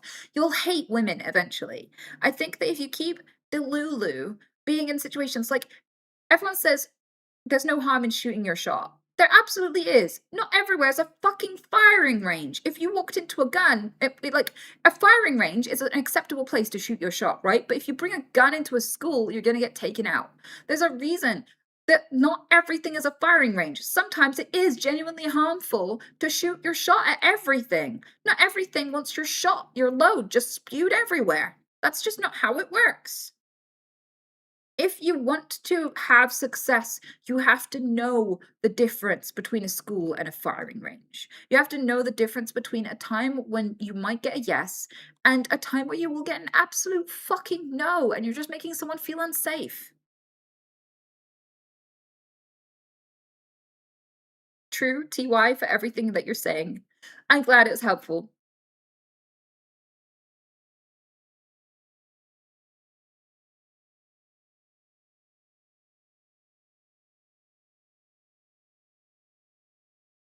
Why would you say it's possible to be friends with someone you find attractive? I mean, for some people, they're not mature enough for that shit. And if you're not developed for that, then being self aware is great, right? You should totally remove yourself from friendships if you objectify your friends and literally cannot value anything about them unless they sleep with you eventually, right? That is a problem with you. But other people can be like, yeah, my friend is hot. And if they ask me out, I totally say yeah, but I can sense that they're not interested in me. So I'm just not going to mention it or pursue it. And I'm just going to have a hot friend. And I'm just going to ignore that because I know the answer is no, right? I feel like that is a perfectly balanced friendship that is normal and fine, right? And I feel like I have friends who have admitted to being attracted to me, and we've stayed friends, and they're not trying, and they will never try. But the way that I do it, personally, the way that I manage it, because I'm in this situation a lot where people are attracted to me, but I'm not attracted to them, right? So what I do is I have just made a rule where it's like, if I haven't hit on you, I don't want you. Never hit on me. Anyone who hits on me has lost their chance. Never hit on me. The people who know me well enough to know that they shouldn't hit on me stand a chance. The people who hit on me immediately have lost it. They've dropped the ball because they're eager. They've objectified me. They want to fuck me before they know me. And it's like, that's about you and your cock. It's not about admiration for me. You've played your hand, right? And this means that I will flirt with or initiate with someone once I know they're attracted to me. I can tell. And I will have them if I want them. And if I don't want them, then I will just not. And like all of my friends know this, and that's my way of dealing with it personally. You may not be in this position with the person that you're attracted to, but that's how I deal with it. Because I just don't like turning people down. It sucks. Um, but yeah, you can be friends with people that you find attractive. You just have to not be a fucking absolute thunder cunt. And like when people say, can men and women be friends? They're really asking if men can control themselves. Because plenty of women say, yeah, men and women can be friends. It's the men that usually say no, most of the time. So, like, it's the attitude towards who you fuck that changes everything.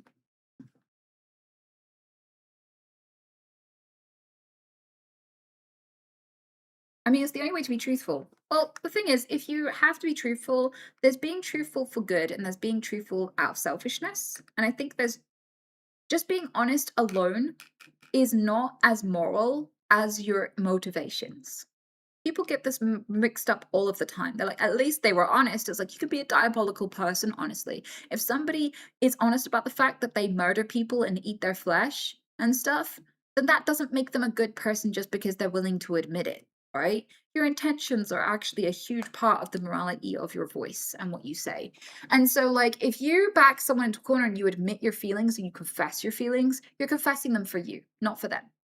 Right? You know it's a confession because if there was any thought in your mind that it was reciprocal, you wouldn't feel like you were confessing.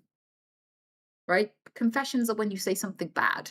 You know it's bad already before you said it. You're like, I have to confess. Right? In those situations, you are backing someone into a corner to turn you down verbally because they've turned you down in every other way and it's not enough for you to lose hope. And it's grating on you. So you need to hear it because you think it will crush the hope. It won't. You are obsessive.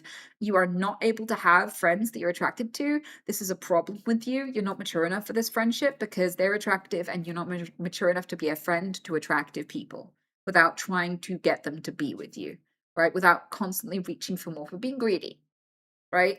And in those circumstances, you're fucked. Even confessing won't fix this. You just can't be friends with people you're attracted to. You have to find platonic friends, right? But like there are people who can be in a position where they can bring it up casually in conversation and stuff. It's like, yeah, you're hot. If you ever asked me out, I'd have said yes, but I'm not gonna push it. Like I get the feeling you've never hit on me. I get the feeling you're not into me, and that's fine with me. I'll never push it. And it's like you can be friends with that person and go and hang out with that person, and it's never gonna be awkward. You know the limits of this friendship. And it's never going to get weird. When I know that sort of thing, I'm like, yeah, I'm never going to go out alone with you somewhere romantic because I know how you'll interpret it. But I have platonic friends that I would totally go and have a few booze, like a few drinks with, and sit and watch the stars in the middle of the night alone with them. That is not something I would do with someone who has said, yeah, you're hot. I would totally date you. Like, no, would never do that. Because they're going to get the wrong idea. They're going to try kiss me or something. They're going to think I'm hitting on them. They're going to read into it. And it's going to be a problem. And it's going to destroy the friendship. Because I'm going to be like, ew, what the fuck are you doing? And they're going to be really embarrassed. And we're not going to speak for a while. And that's going to be bullshit, right? Exactly. And so I think you can be honest about how you feel without making it weird. And I think you can be honest about how you feel without confessing or backing people into a corner and forcing them to reject you.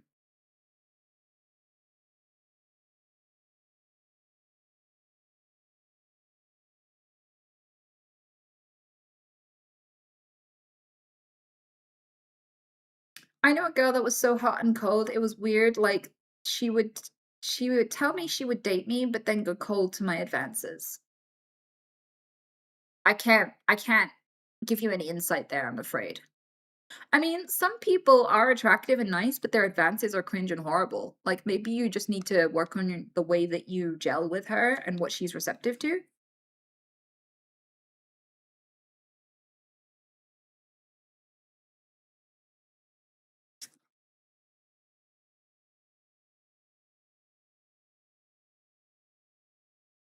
Yeah, I am cringe to be fair.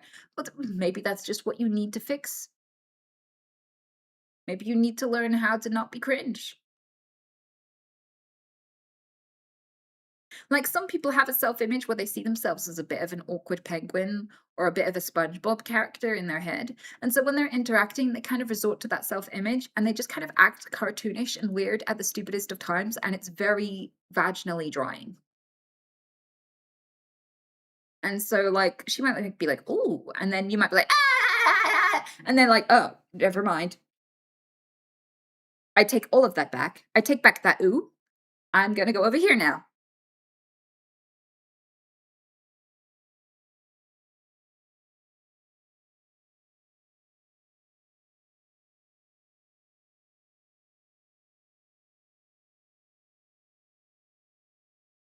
I guess they fulfilled their own prophecy, of course.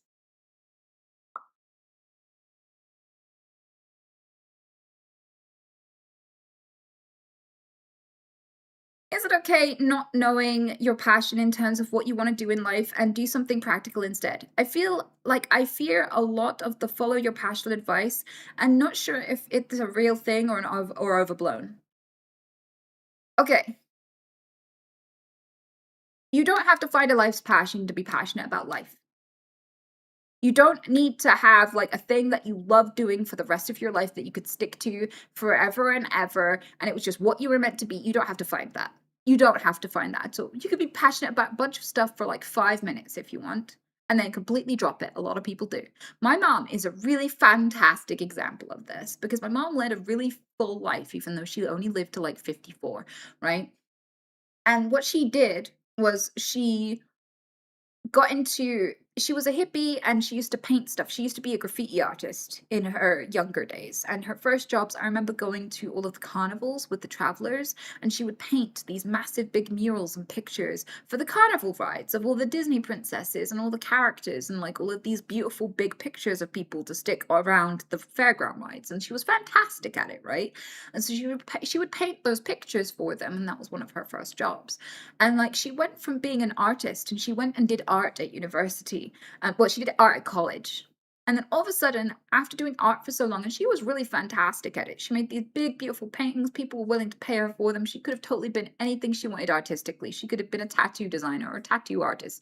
She could have, did paid murals for advertising or whatever. She could have like, I don't know, anything in between. She could have done any kind of art she wanted. She was a fantastic artist, right? But she didn't pursue it. What she decided to do, she dropped her passion for art, and she decided she wanted to be an environmental scientist. So she went and studied to be an environmental scientist. She would travel to Africa and America, and she mapped like big areas of unmapped desert, and she did the topography for loads of places, and she wanted to study volcanoes, and she did a bit of that, and she really fucking enjoyed it, and she had all these crazy wild stories of the places she'd been. She was really passionate about it. She did a bunch of environmental activism off the back of that, changed the world and changed the law. And then she went back to university after all of that. She did a few years later, she did photography, and she started doing photography, and she started doing all this beautiful digital art of like alternative people and stuff, and she went and did photography at clubs and things like this, and she enjoyed her music, and she was a big hardcore goth, and she loved the scene, and she got to make the scene her life's work, and she got to paid to go enjoy bands that she went to watch. She got paid to take pictures of people on their nights out and enjoy them with them, and you know, this sort of stuff. And so she had all of this expertise in all of these different areas, all of these different talents. She also knew how to break dance. She also knew how to do ballet. She was a dancer for a segment of her life. She was a skateboarder. She got really passionate about self-defense and she ended up doing kickboxing. There were no women to train against, so she was training against the men. There were no men to compete against, so she competed against the men, won many medals and things. I'm looking forward to finding them when I go back through my stuff. I'm gonna go find all the shit she won fighting men and dominating, even though she was like this tiny 5 foot something little speck of a woman.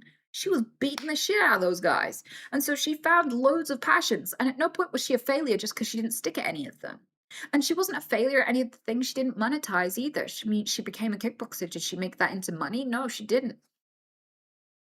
You know, she had all of these hobbies, and you know what they became? Chapters. And I feel like when people are scared to go and discover what they love, they think, what if it doesn't work out? What if I drop it? What if I'm not good at it? What if I don't monetize it? What if it's a waste of time? And it's like, who gives a shit? Have fun. Try it anyway, right? You got nothing to lose. And I think if you stop putting loads of important on your like life's passions, you can have chapters. And you can drop it when you're not passionate about it anymore. And it means that if someone wrote a book about your life, each chapter is interesting because it's different than the last. If the book was, hi, I am passionate about drawing mountains, and then you draw the mountains, and that was your life, and you just drew mountains your whole life, that's not a very interesting book. But like people see it as the best case scenario. They're like, if you find your passion and you make it into your job and you do it for the rest of your life and you become really great at it, that's the dream. And it's like, nah, you can just dabble in a bunch of shit. You don't have to take it that seriously. You don't have to make it scary. You don't have to make it like do or die, win or fail. Because the other way that people imagine it is if you don't find a passion, then you failed and you just go do something sensible and be boring for the rest of your life and be miserable that you didn't do your passion.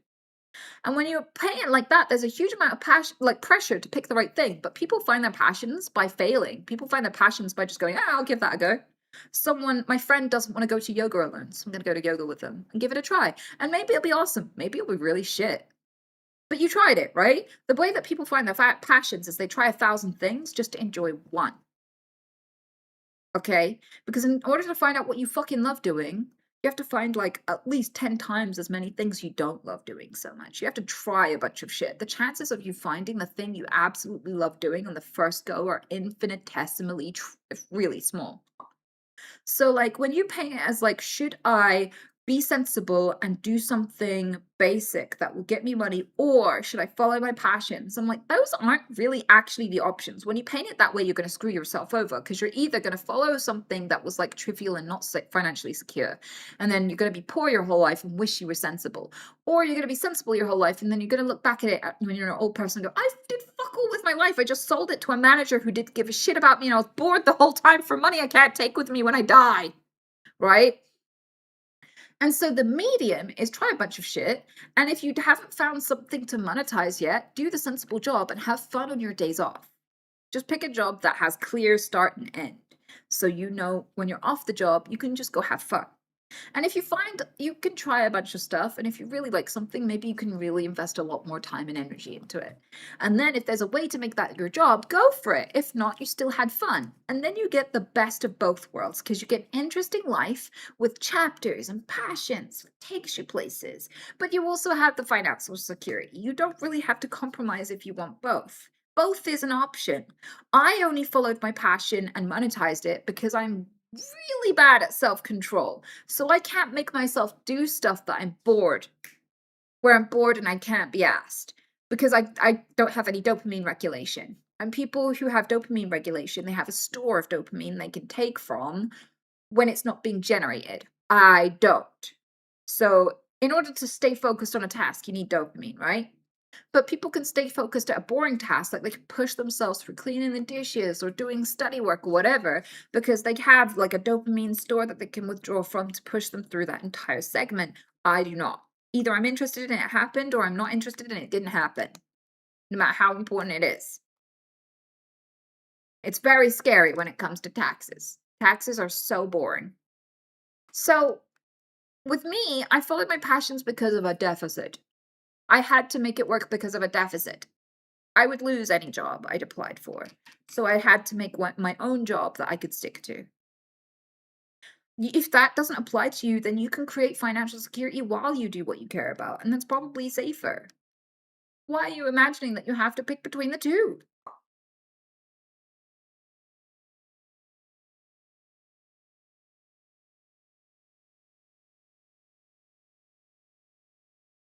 This is the best advice. Thank you. I got kicked from a PhD program this year.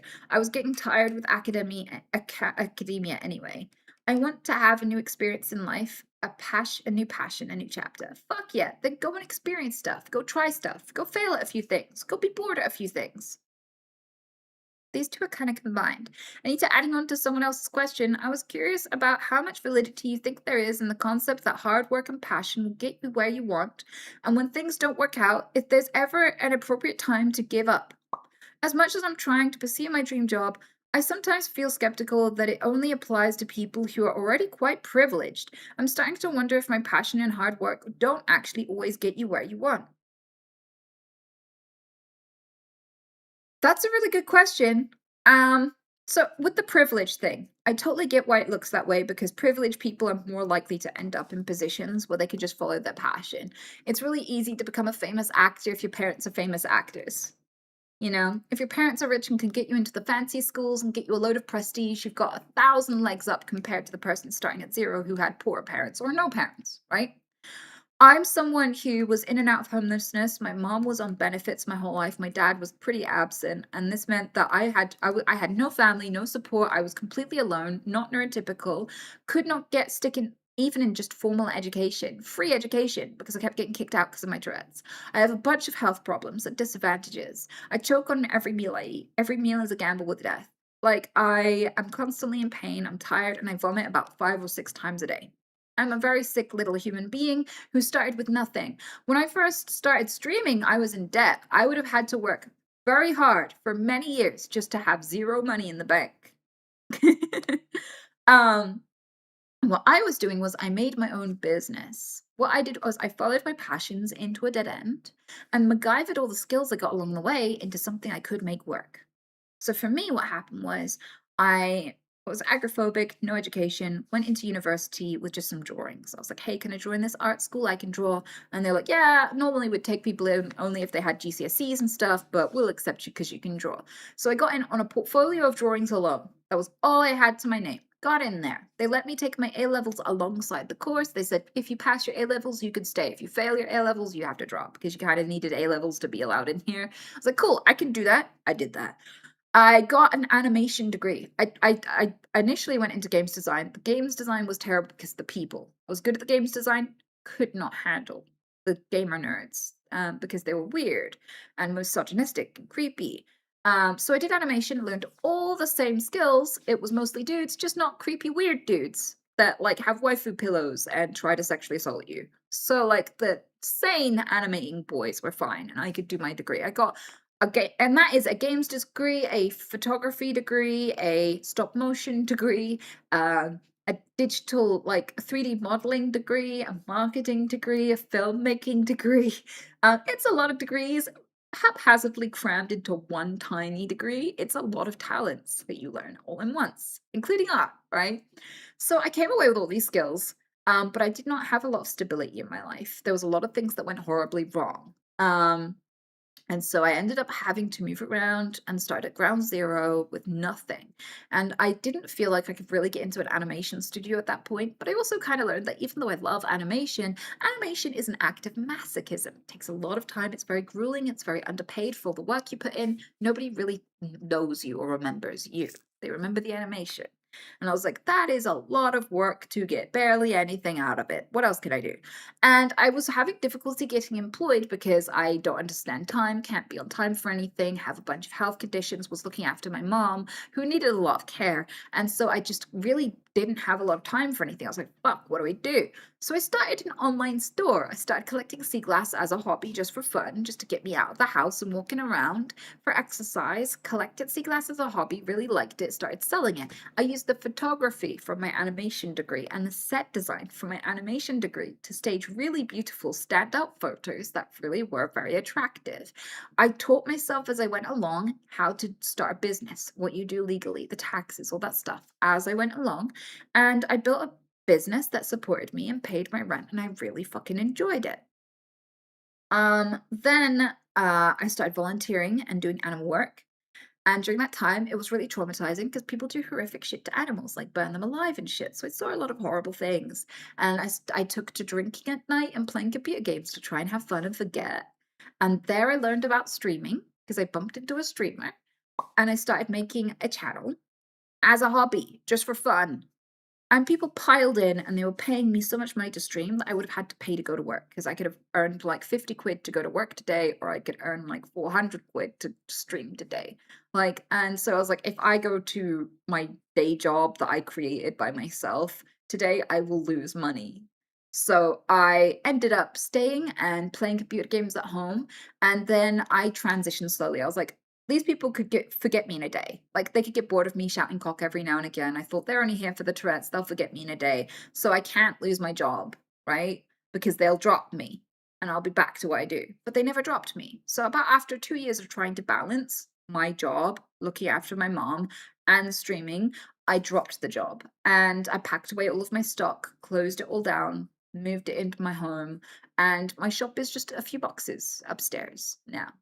And if I hadn't done my animation degree, I don't think I would have been able to make the shop. And if I didn't have the shop, I don't think I would have had the spare time and the freedom to be able to sit and play computer games for fun in the evenings.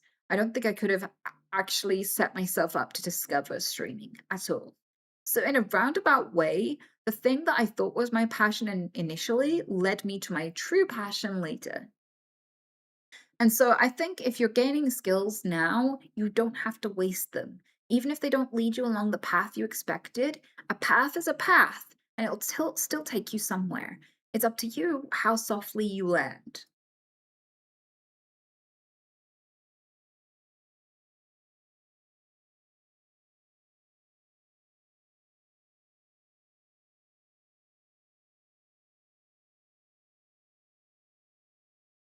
This is truly inspiring. Thank you. No worries. Good luck.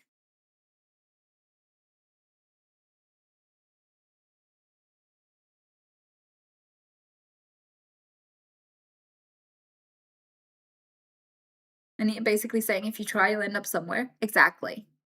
And if you give lots of things a try and you're open to lots of experiences, you have lots of options. And if you have lots of options, you can pick the one where you land the best, where you land the most comfortably. If you put all your eggs in one basket, it puts a lot of pressure on that basket.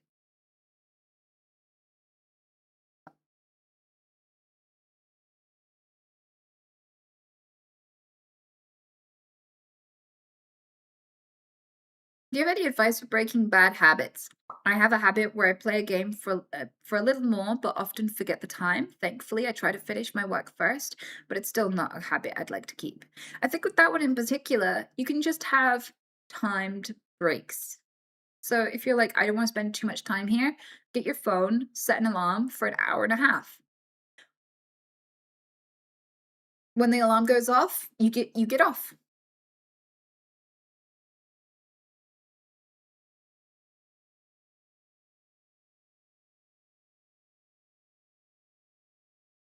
Because you don't have to be aware of the time, you can outsource the time awareness. Perfect.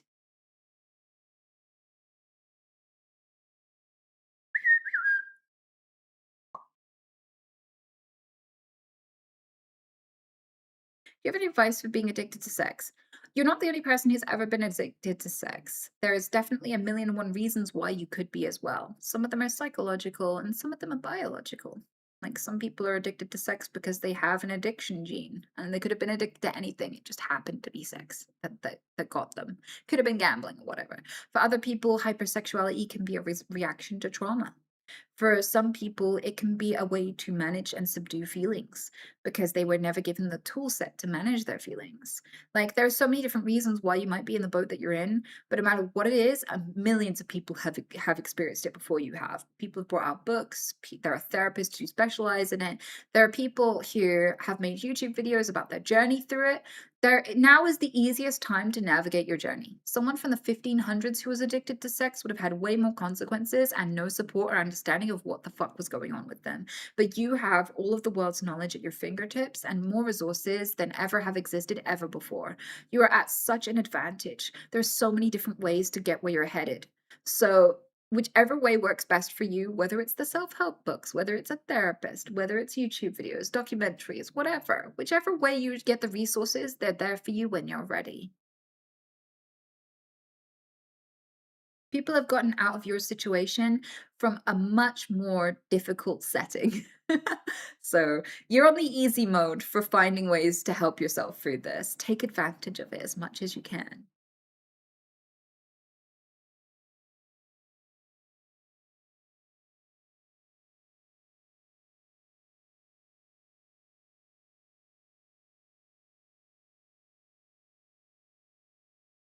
Thanks, Debriefing. I hope you have a good day.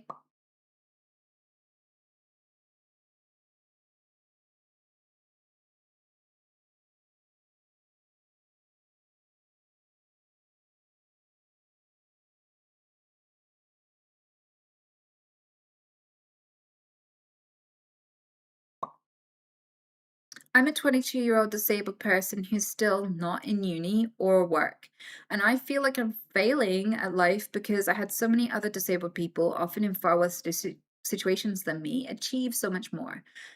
Well, I didn't really figure my life out until I was like 27. And I still think that's pretty young. I've met people who are in their 30s and still don't know what they want to do with their life. Everyone's operating at a different pace. There are people who found their dream job in their 40s and 50s and 60s. There's a guy who got his degree in his 90s to do his dream job. There isn't really a set amount of time that you should or shouldn't take to get where you're going. Go at your own pace. It's not the pace that matters, it's the destination. And with the destination, you have to try a bunch of things and fail at them before you'll find the right one. That's how you do it. It's a process of elimination for most people. So go start eliminating. Go try some stuff. Have fun with it. See what you can do with it. See what you're most suited to. You might be really, really surprised where you end up.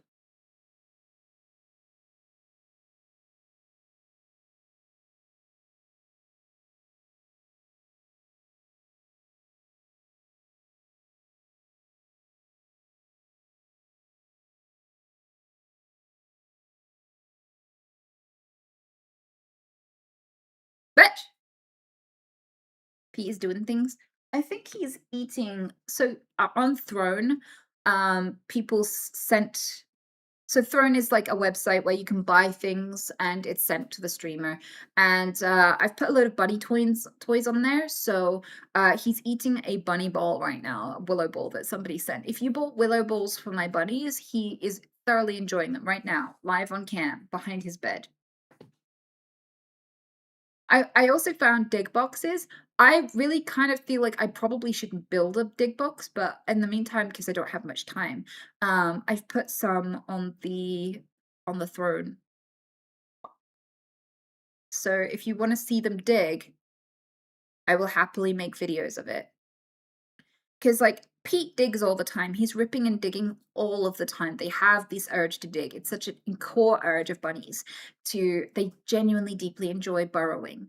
And I've always wanted to indulge that, but I can't let them burrow outside because landlords wouldn't be happy with that. But also, when they dig tunnels, it's really hard to get them back out again, and they'll get eaten at night if you just leave them outside. So you have to be able to bring them back in again. So I can't let them dig real tunnels. But they still have this urge to dig. So dig boxes are a way for them to get that urge out and to really enjoy doing it without it causing problems.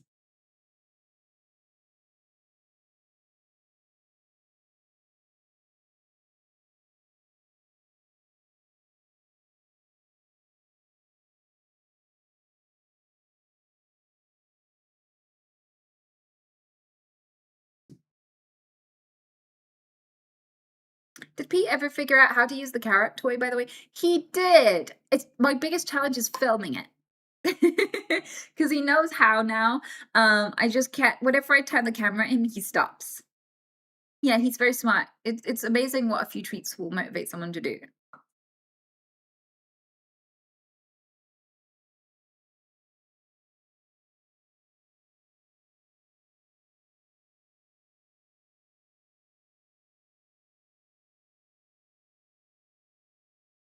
And Violet Shadow has a question, and I'm happy to help you, so stick around.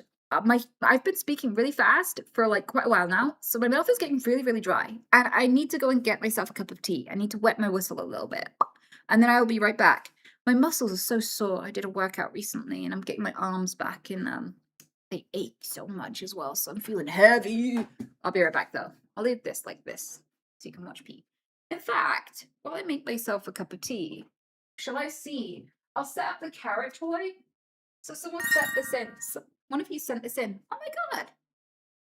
Thank you so much. What just happened? Cody, did you just buy a dig box? You fucking legend. I'm so excited.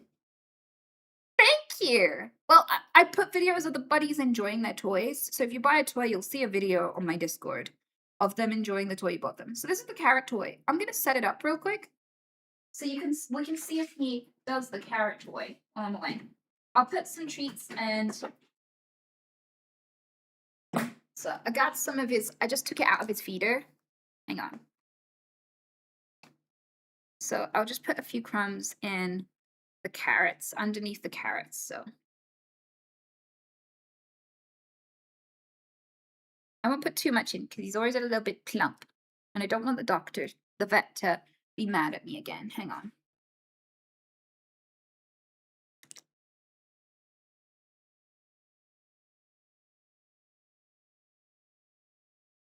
Right, so that's full of pellets now. He's looking at me expectantly. He's looking up at me like, what's happening? I feel like something good is happening. I have to put this back. Don't you eat the ones that dropped, Lily. So now this is, and then what I do is I get a couple of treats, just a couple of niblets, and I put them in random ones. So there's just two.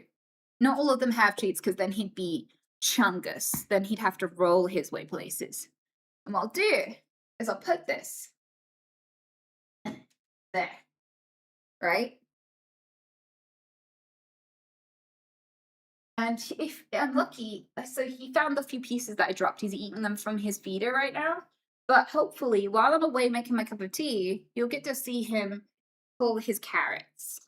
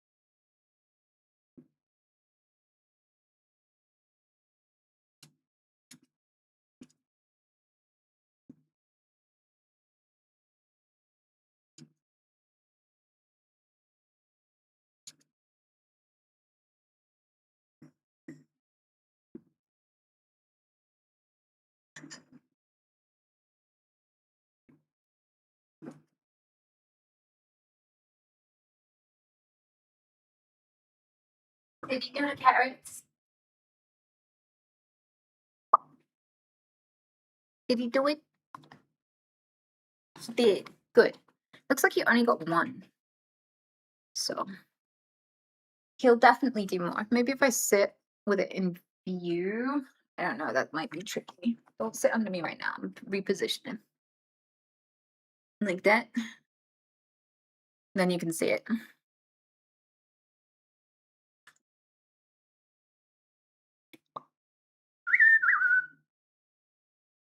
What's the best place to take someone on a date? If you have a skill set that you can include others in without them awkwardly just sitting and watching, that would be a good one. Oh, but first, before I give you any more suggestions, Violent Shadow was waiting, so I don't know if you can help me.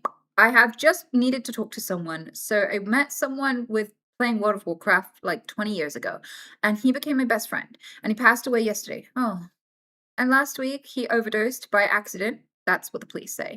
But it hurts like hell. 5 weeks ago, he turned 41. Any advice on how I deal with this? So everyone you ever love is going to leave you somehow, how, until you die first. So this is something that you're going to have to get very, very good at, because existing and loving others is a debt you take out in pain. And that makes it sound awful, but stay with me. So every single person, every single pet is either going to die or leave until you leave first. And what I've done now that I've lost a lot of people in my life, including both of my parents, I've got to say that you have to enjoy people and love them and enjoy how finite they are. And by that, I don't mean go, yay, they're dead. I mean, like, you have to realize that it is such a tiny slice of time that anyone gets to exist. And so the chances of you meeting them and knowing them and enjoying them are so infinitesimally small. Even you existing is unlikely, them existing is unlikely, you two meeting is unlikely, you two knowing each other for 20 years is even unlikelier. So be grateful for what you got rather than sad at what you don't get now. Now that you know how, there was barely any of him to go around. There was only 41 years of him and you got 20 of them. That's so huge. That's so beautiful. I'm so glad that he, through his life and through all the things he was going through and all the things he had to deal with, he had you for some of that. And he got to laugh with you, and he got to have fun with you, and he got to do what he loved with you. And the thing is, quite often we betray the people we love by grieving them too much. And I don't mean that by you should suppress and be stoic about grieving. You shouldn't cry your eyes out. Bawl. Absolutely let it out. Process it for as long as it needs processing. By all means. But a lot of people think, how can I go on without them? How can I just live a happy life when they died? How can I get over the guilt that I get to just carry on with life while they get nothing? They're just dead now. And some people, they get depressed and they cry on this person's grave and they drink about it and they stay home about it and they don't feel right about going out and laughing and loving life anymore. It's like, bitch, why would anyone who loves you want you to be miserable because of them? Want you to lose out on life because of them? That's bullshit. When I die, I hope that everyone I care about goes on to live a long and happy life. I hope they're not fucking moping like 15 years later over little old me. You know, we're supposed to die. We're supposed to be finite. You know, you would have lost this friend no matter what, unless they lost you first. You know, what if you would have been going to the other's funeral no matter what? This is natural. We're supposed to lose everybody.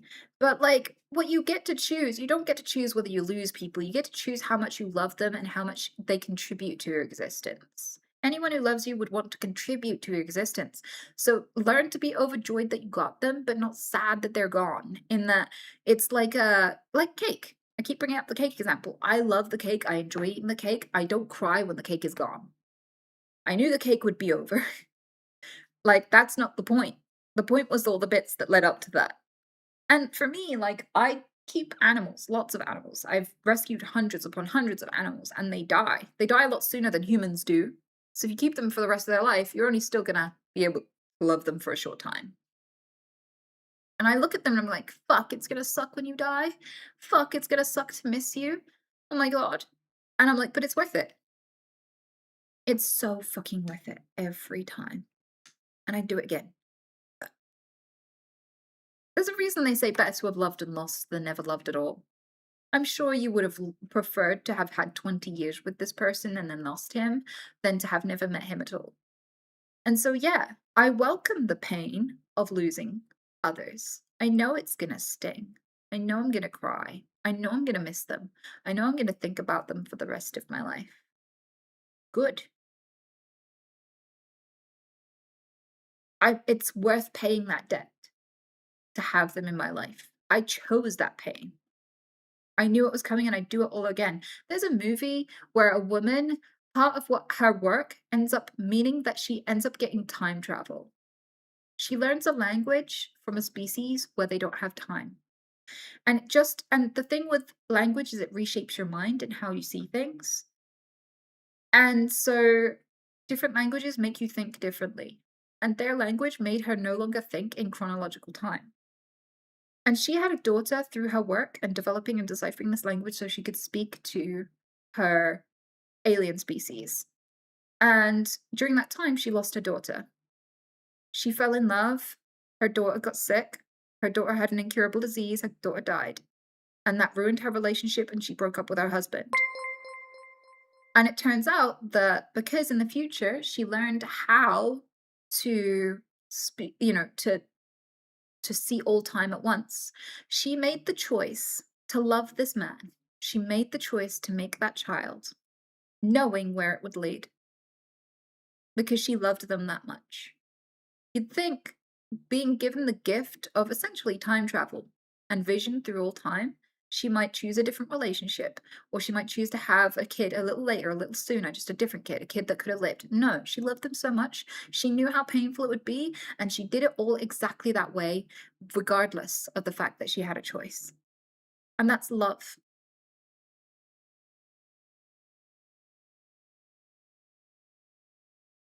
It is.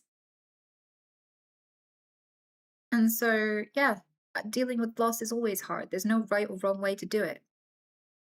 But for me, I'm grateful that I knew these people.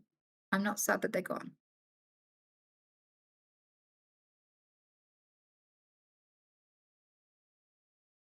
I'm sad out of like empathy. I'm sad that they didn't get more. I wish they could have had more. I wish they could have lived longer, loved things more, enjoyed more things. That I'm still sad in a way, but I'm not sad they're gone. I knew they'd be gone sometime. That's not where the sadness comes from. And that makes it a little lighter and a little easier to carry. It's like, I wish you could have had a longer life, Mom. And I'm grateful that I had a mom for as long as I did.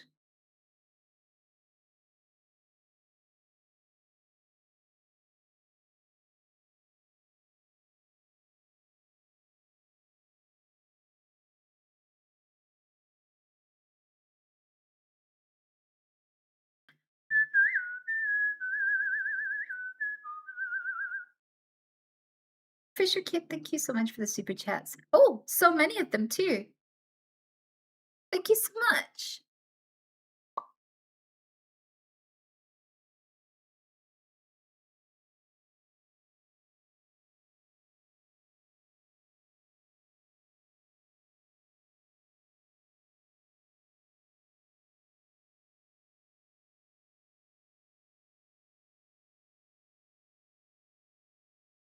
Where have you been in England that you liked the most? There's a really beautiful shell grotto with a mystery timestamp on it. So during one of the wars, a bomb fell through someone's house and it led to a hole underneath their house that led to a channel that may be thousands of years old.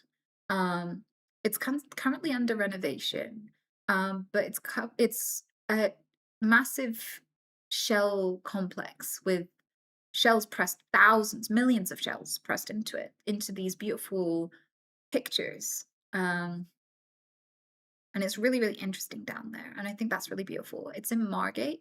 So one of the things about Margate is it has the oldest castle fort in the country because parts of it are a few thousand years old. There's a lighthouse that was there first, and then they built the fort. And the fort has a fuck ton of history and loads of interactive, like museum things that you can do in there. And it's beautiful, and it's by the beach, and it's gorgeous, and it has parakeets for no good reason. Because even though we don't have native parakeets, there's a population that's just taken a hold there. So you can just look up and see tropical birds about the place, and it's just like a beautiful seaside town, rich in history, really cool castle that you can just sit in and hang out in and eat in and explore and learn about. And then there's the Shell Grotto, which is a mystery. Funnily enough, with that, there was a well at the end of the garden, and their kids were playing in the grotto. They just didn't tell the parents, and the parents only found it when the bomb fell through the house and created a hole down to it. And the kids were like, "Oh yeah, that's been around for the whole time. We've been getting down there from the well." So I quite like Margate. It's pretty cool there. It's got a lot going on.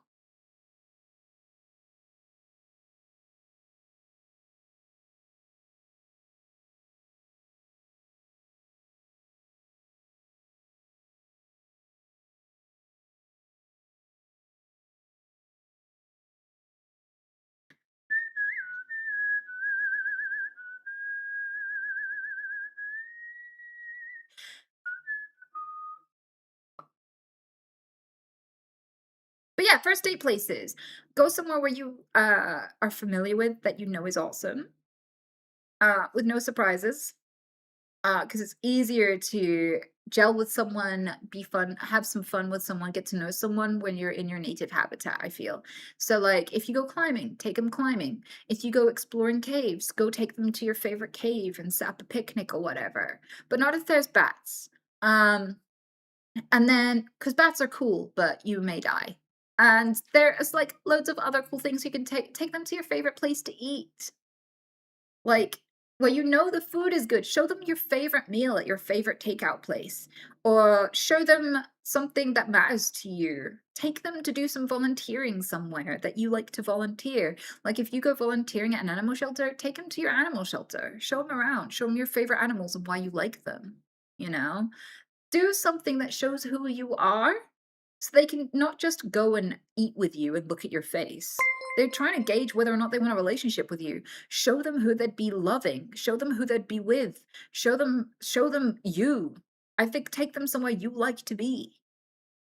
Or somewhere similar to where you like to be. If you're worried that the date won't work out and you'll have to see them over and over again, maybe take them to like your second favorite restaurant. Off topic, but any advice on how to get over a breakup? 25, and this is my first time being dumped. I don't know if it's parasocial of me to ask chat, but to be honest, I don't care because I'm hurting. So now that I'm a loser asking a streamer for advice, what? That doesn't make you a loser. It doesn't, and it's not parasocial. That's not what parasocial is. You're good. This is like a normal interaction, and it's fine.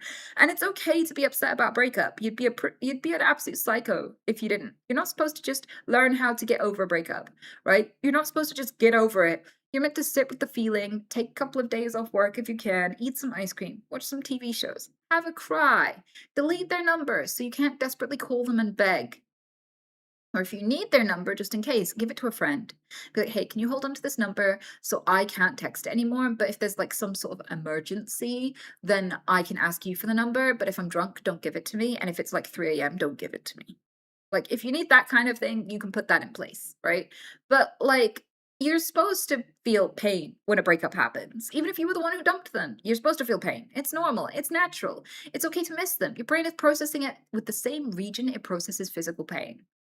This is a emotional injury you're experiencing. It hurts. It's traumatic. Breakups are hard. They're one of the hardest things you have to deal with as an adult. They're up there with moving a house.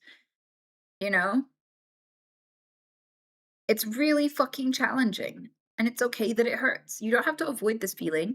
You just need to process it. Everyone goes through breakups. Everyone. And throughout history, they were even more hard. Like during World War One and Two, people would fall in love, then the partner would go to war, then the partner would never come back, and they would never even know how they died.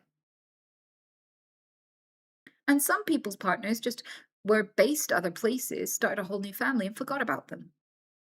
And that hurts. And some people's partners got blown to smithereens, and there wasn't even anything to send home. And that hurts too. Like, in this situation, you're 25, which is actually really fucking young. People don't realize that being in your 20s is young now. You can do so much with your life all the way up into your 90s that, like, this is a young time. There are people dating in their 80s and 90s who are really happy dating. You don't have to have relationships figured out. You do not have to have your life figured out. And most people, on average, I've read statistics that say the average amount of relationships that people get in is like 4 to 5. The average amount of people that you've slept with in your lifetime is around 7. And there are some people hearing that, like, going, damn, I'm a hoe. And there are some people listening to that and they're like, damn, I need to catch up. 7?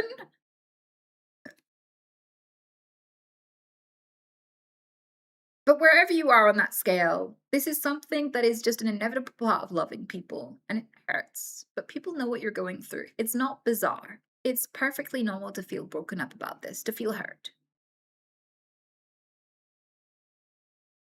And all I can recommend is time. Over time, it will get easier, and eventually you'll forget. Like, it's funny. In relationships, you don't remember every single time you slept with them. You usually just have an overview, like an overall feeling of what it was like to sleep with them. All of those moments usually blend into one, with maybe just like one stick out moment that you remember specifically. Yeah. So, in this sense, like over time, all of these vivid memories that are traumatizing you because they're so painful to let go are going to fade and get softer and less painful and less sharp. And then they're going to get blurry and then you're going to forget. It's not going to be a big deal forever, but it's going to suck for now. It's going to really suck. Top tips though, don't burn all of your photos of a past relationship because you're going to get in a few most likely. And if by the time you're 80 and you want to look at like loads of photos of your life in your youth so you can relive those memories, and if 90% of them are burned because you have a partner and your partner's in those pictures, you're really going to regret that one day. Do not delete the parts of your life that you were with someone. Don't. What you do is you just don't look at them until the pain has gone away, because it does over time. So just don't look at it until later when it sucks less. The memories hurt now, but they won't forever. Don't delete your history. Yes. And don't try to get back with your ex. Don't go rummaging in the trash for your future. There's a reason why you broke them up.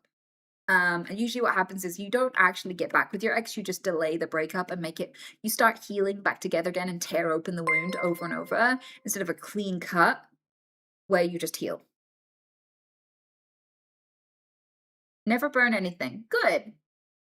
That's a good policy.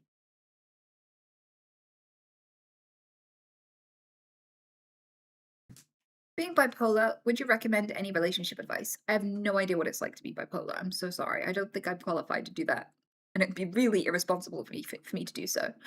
I do know that you face a lot more challenges than the average person.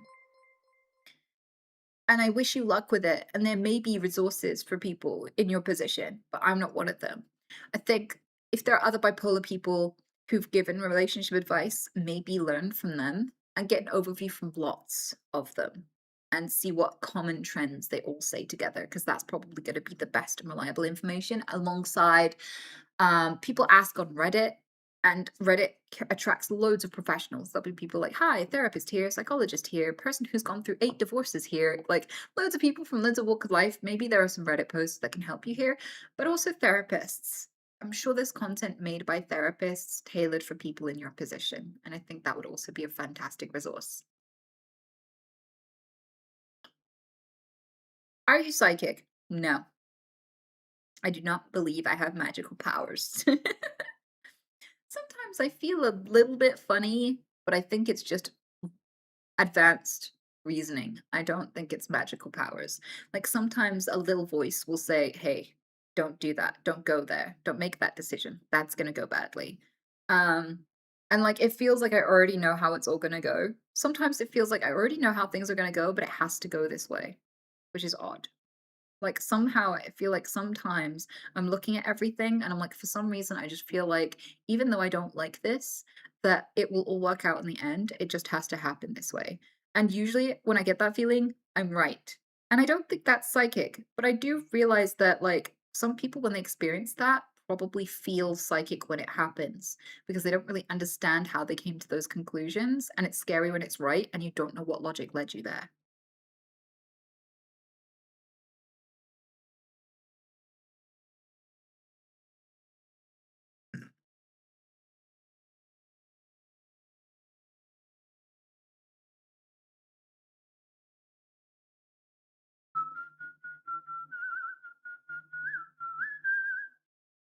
Like deja vu? No. Like, already knowing how this is going to end. Like, deja vu is when you have a memory of something that's happening now. Like, you feel like you've done this before. Whereas, like, what I'm saying I feel is like, I know where this is leading, and I have a feeling I know how it's going to end. And even though most people would look at this and think they have to fix it, I know I shouldn't fix it because it has to happen this way, which is odd. And I feel like that's probably a version of reasoning, but I don't think it's magical powers.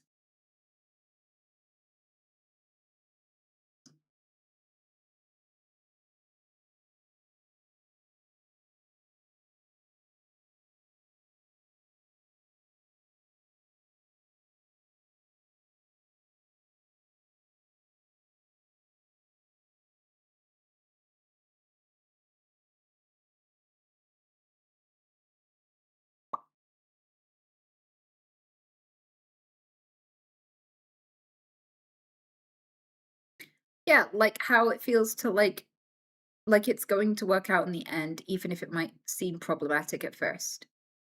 Kinda, but also not. Like, there are weird moments like this for me. Like, I was watching my relationship fall apart for a long time, and there was a part of me that watched a lot of tragic things happen in that relationship, and I was like, this is how it's supposed to happen. I don't want it to happen this way, and I kind of want something else to happen, but I kind of know this is how it's supposed to happen.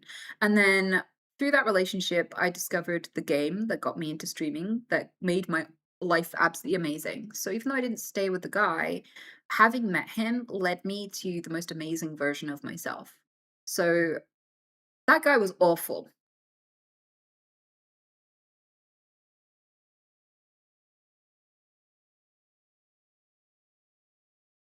And yeah, it was like, I know I'm not supposed to be here, but this is where I'm supposed to be. That's the feeling. I know this is awful and I probably should try to solve it, but I know at the same time that I shouldn't solve it. I've had a few of those. Was he a streamer? Nah, I don't really date streamers.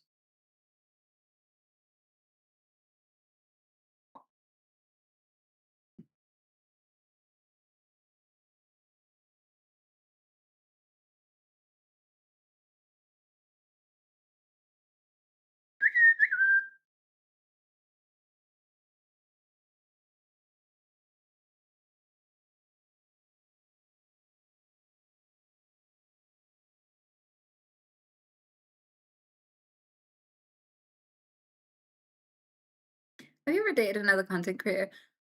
I kind of feel like if I did, I wouldn't really drop names or anything because I feel like it's the thing with content creators is that they have massive audiences and their audience is always going to think they're amazing and your audience is always going to think you're amazing. So when you watch content creators break up, you see two communities go up against each other, and usually the people in the middle, the couple in the middle, get come under the firing line immediately. Like I've watched people go, "Hey, we're not together anymore, guys," and then everyone will immediately dogpile on one of them and go, "You cheated, didn't you? What did you do to my favorite streamer? What did you do to him?" And so, like, there's a lot of people who are willing to weigh in and be really judgmental and horrible. And breakups are already really, really horrible. So, gambling having to add 10,000 times the emotional damage, scrutiny, and your career in the mix sounds like an absolute nightmare. So, I think if I ever dated someone who was a content creator, I just wouldn't put that forward. I wouldn't put that in the public eye because I just don't really trust 99% of people to be mature about it or to contribute anything worthwhile, worth sharing that with them.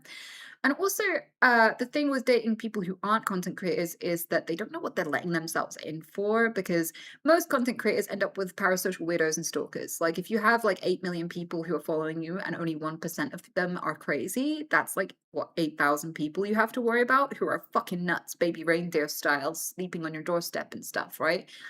And so when you push a random person who has no skill dealing with public opinions and stuff, just thrust them in front of millions of people all of a sudden, you put them in danger, you put them under a load of scrutiny. I don't think I'd put anyone I love in that position, right? And you think, well, get a content creator then because they're used to it. They'll be able to handle it. And it's like, yeah, but then you have to take on all of the bullshit that comes with dating a streamer.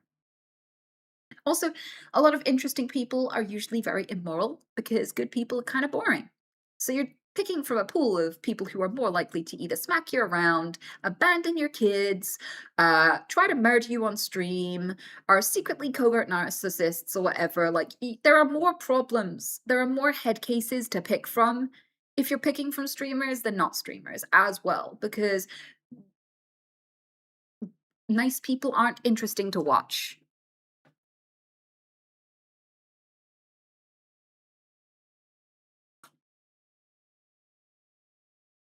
Are you an interesting or a boring person? Well, I find myself pretty boring. So I don't know. I'm the worst person to ask here because most people aren't self-aware. I feel like if I asked a bunch of streamers, you're not like that though, right? Most of the streamers who are totally like that will go, no, I'm not like that. And they will genuinely believe themselves, right? Most people who are awful are not very self-aware. So maybe you guys seem to find me very interesting. So there is a terrifying reality where maybe I'm just not very self-aware and I'm a terrible partner. But I'd like to think that I'm a good partner for a few reasons. One of them is none of my exes have ever gotten over me. All of my exes said that I was not the problem and it's their fault the relationship fell apart, and all of them have recontacted me again later in life, even if they were with someone. Which says to me that I did a good job. I held the relationship together for longer than it should have been held together. I was the stability in the relationship and I didn't cheat, didn't fuck anyone over or anything like that. So I'd like to think that I'm an easy person to be in a relationship with. But everyone wants to believe that. And nobody notices when they're the problem. So who knows? Maybe I'm wrong. Maybe I'm not self-aware enough to answer that question. But I think I'm fine. And I think I'm boring. I don't know why you're here.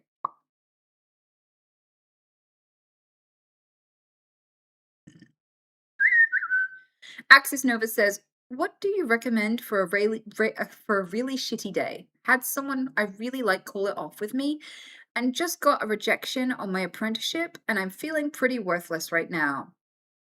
What is meant for you will find you. Just because this happened doesn't mean that you won't find where you're meant to be, and it doesn't mean that you won't find the person that you're meant to love." Okay, all of those things are a process of elimination. Usually, most of us have to go through a bunch of things that aren't meant for us before we find the thing that is.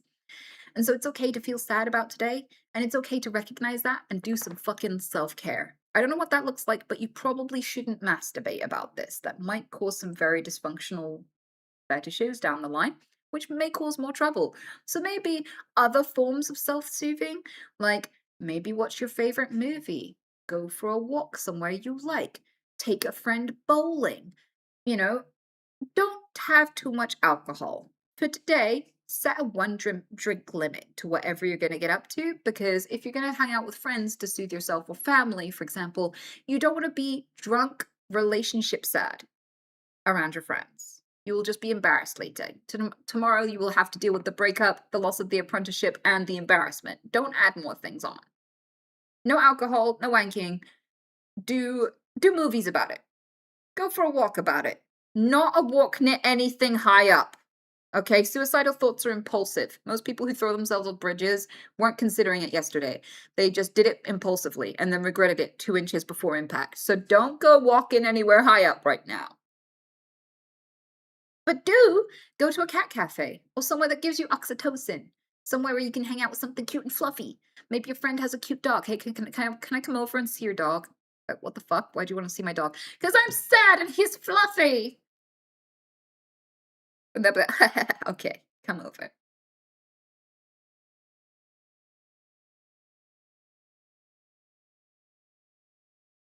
If my friend said that, I'd say yes. Yes, you are allowed to seek animal soothing. Okay, you're allowed to go to a petting zoo or something and feel up some goats. Appropriately. Appropriately.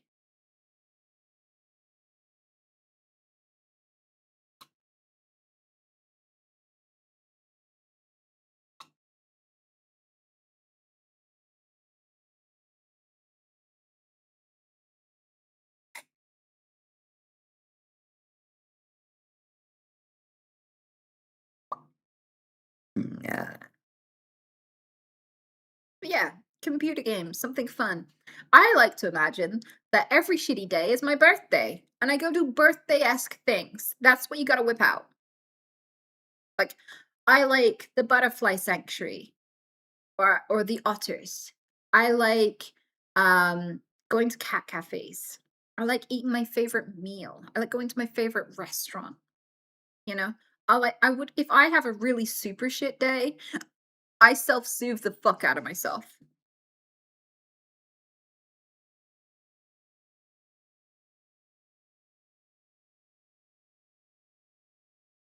I only asked about the Bible because you winked your eye.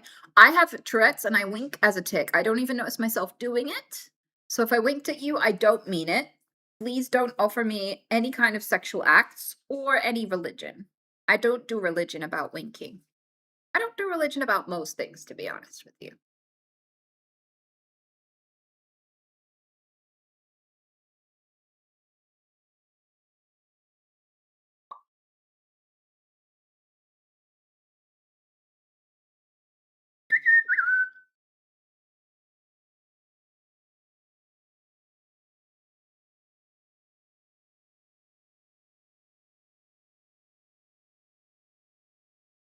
I'm new here and I've never watched you before, so sorry, but right now I'm so scared. My closest friend, my soulmate, unexpectedly passed away this morning. I'm so sorry, Nash Flangam.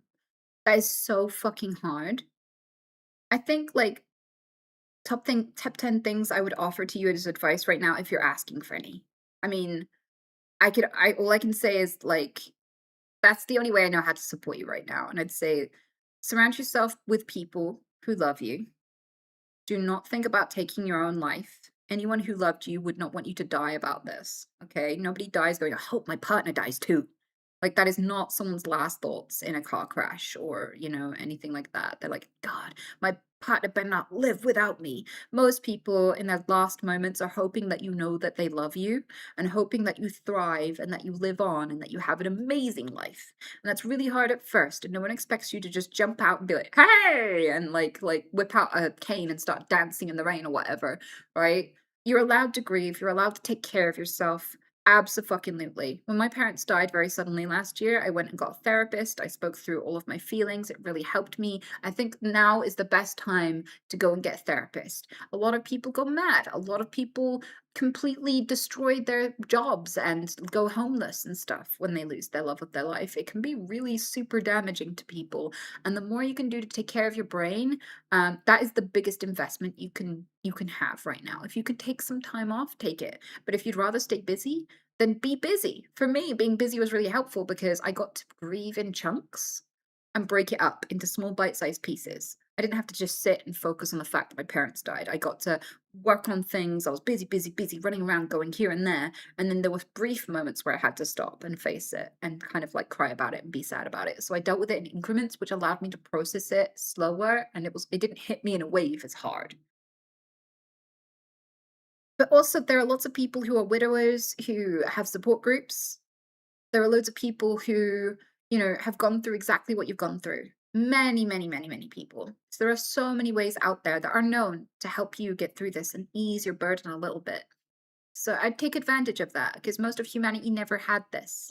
Most of humanity could never just turn to their phone and read a post on Reddit from like 9 years ago about someone who managed to turn their life around after their partner passed. Most of them would have no one to talk to, especially no one professional as well. So please take advantage of all the awesome things you have available to you, because I'm sure so many people, so many millions of people from the past would have killed for this.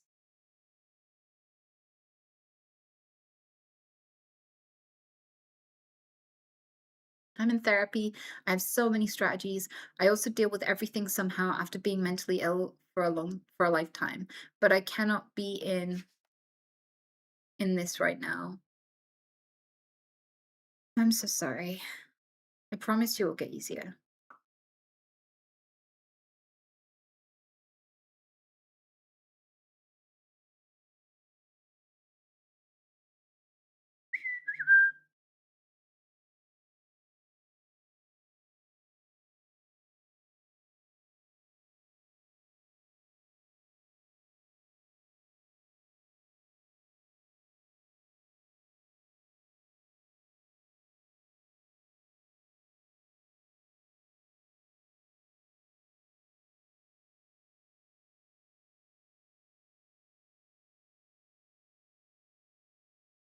I'm in love with my cousin's ex. We were close years ago and slowly fell for her, but she said it. She never said anything.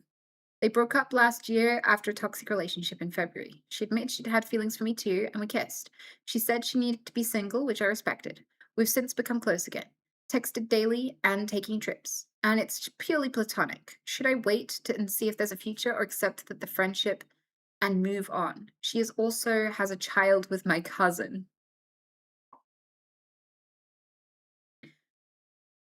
On the one hand, what is meant for you will find you, and she keeps fucking finding you, right? But on the other hand, she did explicitly say platonic. And I feel like if someone tells me I want to be platonic, I just respect the fuck out of that and I never assume anything else.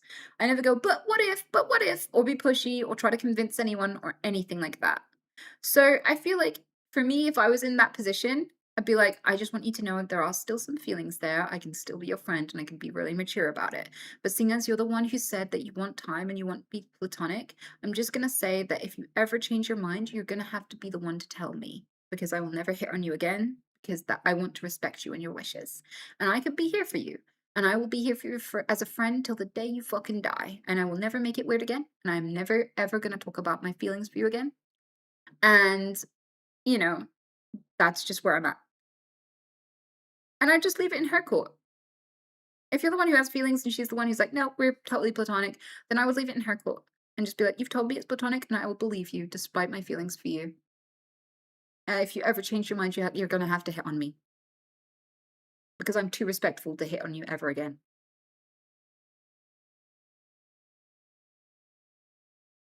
And I'd just lay it out like that if I was into a girl. And also I'd just be like, and I can understand if you never pick me, and I'm not going to be waiting. I will try and date other people. I will try and move on with my life. But, it's probably for the best, because could you imagine if we had a kid? Like, our kid would be all kinds of related to their sibling.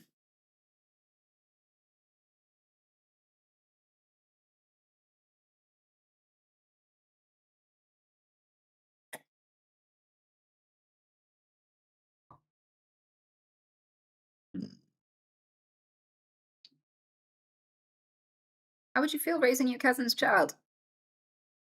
Well, if my cousin was too much of a dipshit to hold the relationship together and be a good parent, then who better than family to step in and raise the child right?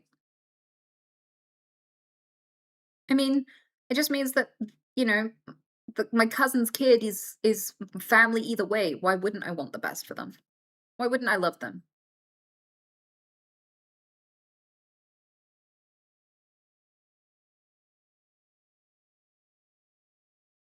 Hi, any encouragement or advice for someone, me, who wants to solo travel but has never done it before?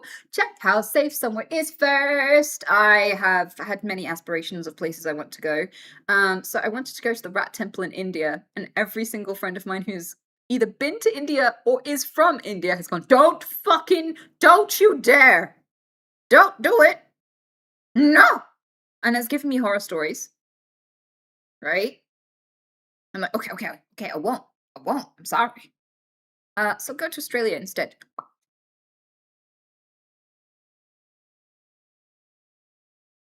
The rat temple? Yes, I want to swim in rats in a seething mass of squealy little creatures.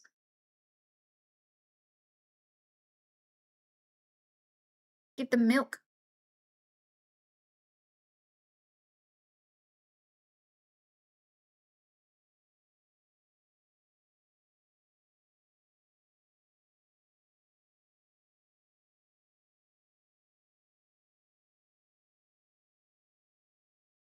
Make sure one of the people you got with speaks a North Indian language, though. What? Don't worry, I'm just not gonna go.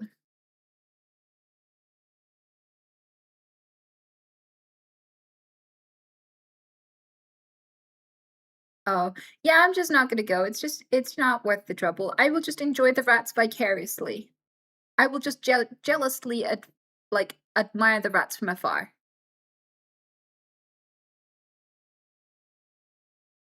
A big pile of fuzzy boobies. Yeah, rats are basically mostly tit. That's why they get tested on so much and cancer researched so much, because they are just an entire boob. Like, most of their body is boob.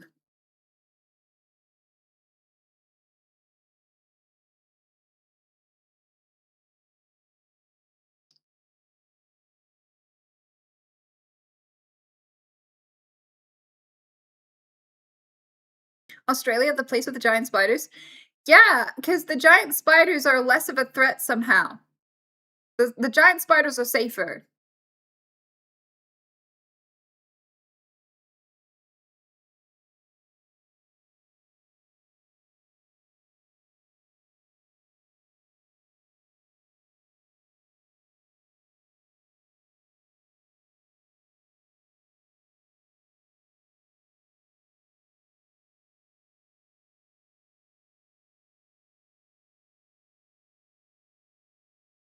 Have you ever cuddled your rabbits? Yes, of course. I've had them for many years. I would be missing a serious opportunity if I didn't cuddle them. I have to trim their toes. Most rabbits don't enjoy being cuddled, and I'm not going to cuddle them anyway, even though they don't enjoy it. So what happens is I sneak a little bit of a when I'm babying them to trim their toes, and I'm like, and then I trim like a drive-by cuddle, real quick.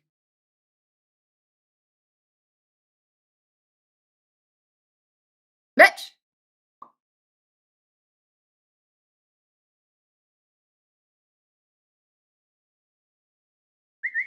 I'll spit on your tits.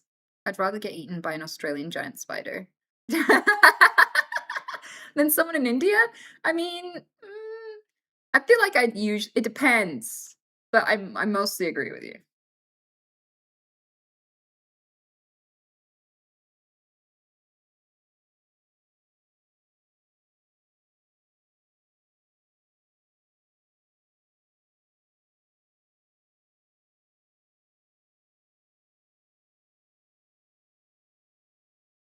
You really do have Tourette's? Yeah. I mean, there isn't really any benefit to pretending to have Tourette's. I know a lot of people have the secret conspiracy that people with disabilities are faking it to get something out of it, but all the downsides are so bad, there isn't anything you can get out of it that would be worth ruining your life for.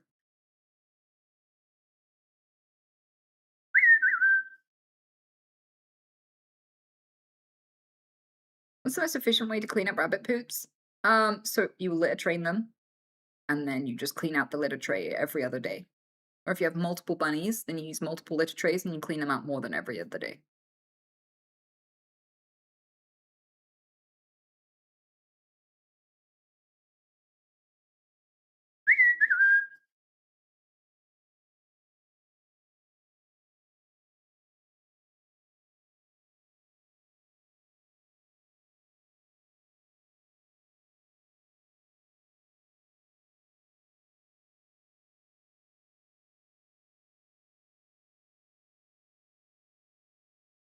Have you ever been hypnotized? No, and it was kind of ruined for me as a concept because when I first arrived on the scene here, I went viral quite a few times in my first few years of streaming. And there were a lot of hypnotists who kept reaching out promising to cure me of my neurological condition, right? Which isn't a thing. Hypnotherapy is not a recognized treatment for anything. The reason being it's not proven to work. So no, hypnotism cannot impact Tourette syndrome.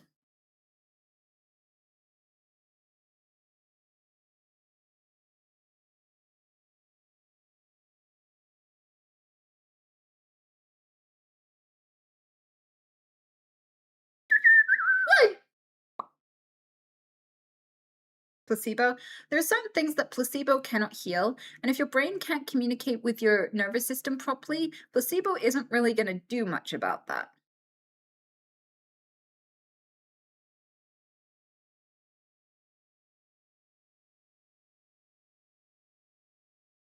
Would you go into a sensory deprivation capsule? Oh yeah, absolutely. I'd love to try that. That sounds really fun. Shit.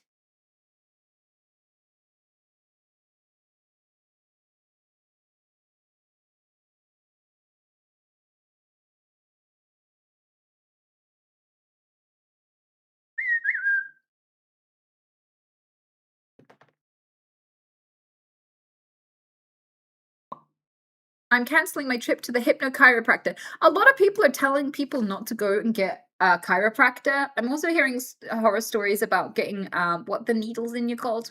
The needle treatment, acupuncture.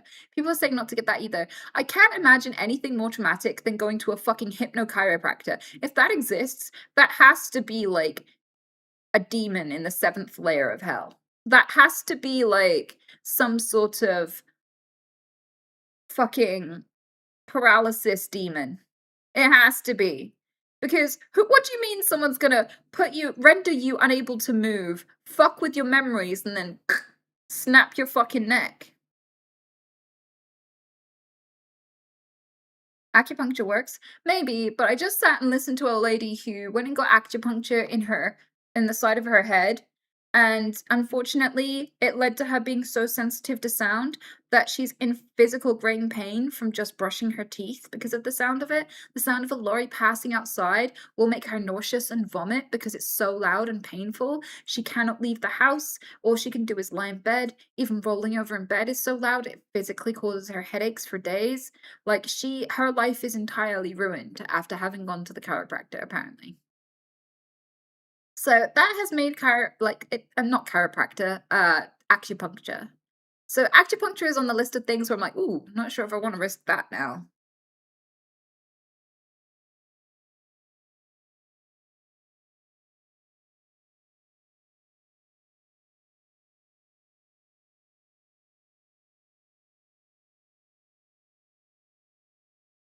The founder of the chiropractic care, D.D. Palmer, claimed he received the foundational knowledge for the practice from ghosts.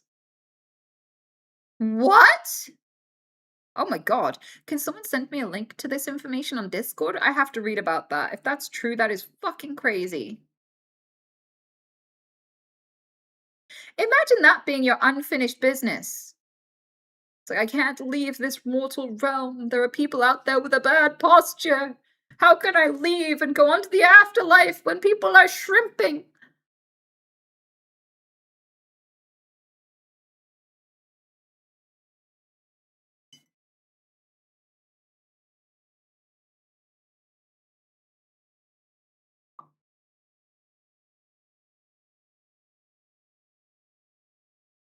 Oh, apparently he got the information during a seance. A fucking seance. What the fuck? What the fuck?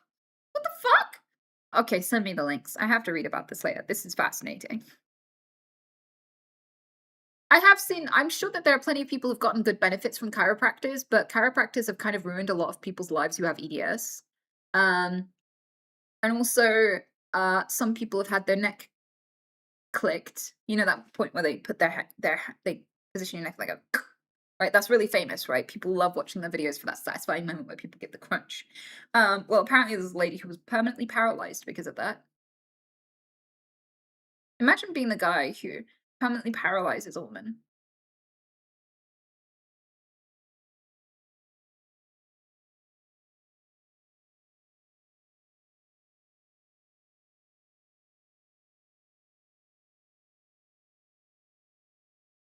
So I'm a little bit wary of those three things because they can have consequences, and you have to get them right. And I'm the kind of person who wouldn't get it right, you know?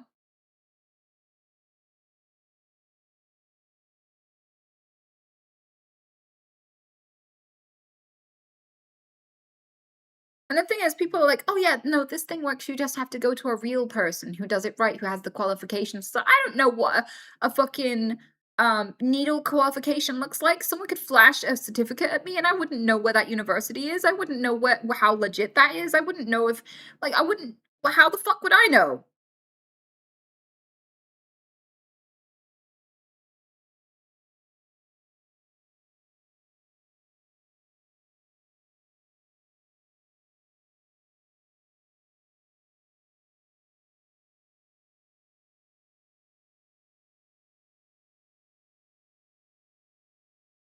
Do you get neck pain from your Tourette's? 10 years of neck tics and it hurts so bad.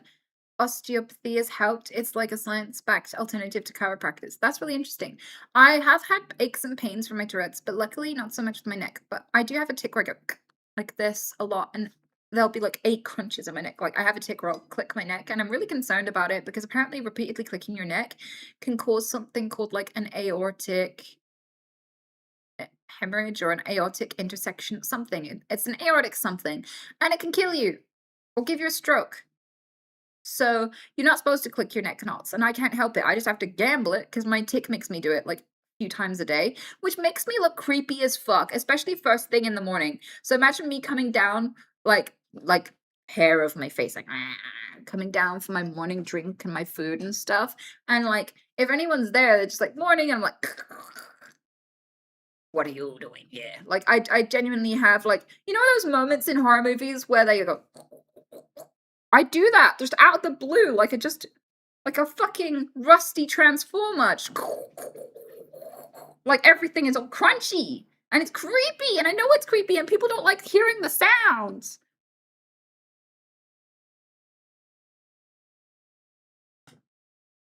And like I have like one of my biggest tasks in life is just not coming across as creepy because I'm not a creepy person. I just look like one, okay? I am accidentally a creepy in every single way, and it's so sad because like I so come off the wrong way.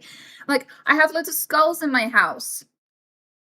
And it's like I didn't kill any of these animals. They were all my friends. I loved and nurtured them. Or I came across the bones just in the wild and thought they were beautiful. And I keep them in my house. I'm not doing spells or anything. They're literally just beautiful bits of calcium that used to house a consciousness. And I think that's really cool. And for as long as I appreciate them, I keep a remnant of their memory alive for a little longer before they totally rot, which they will because I'll die and no one's going to want my skulls. So I'm sure they will return to the earth at some point. But I just keep the memory of them alive for a little bit longer because I'm the last person who ever knew they existed, because some wild fucking stag in the wild is not going to have a gravestone. And so I think it's cute that they get to be appreciated for a little longer, and I'm just like a green flag, I swear, right?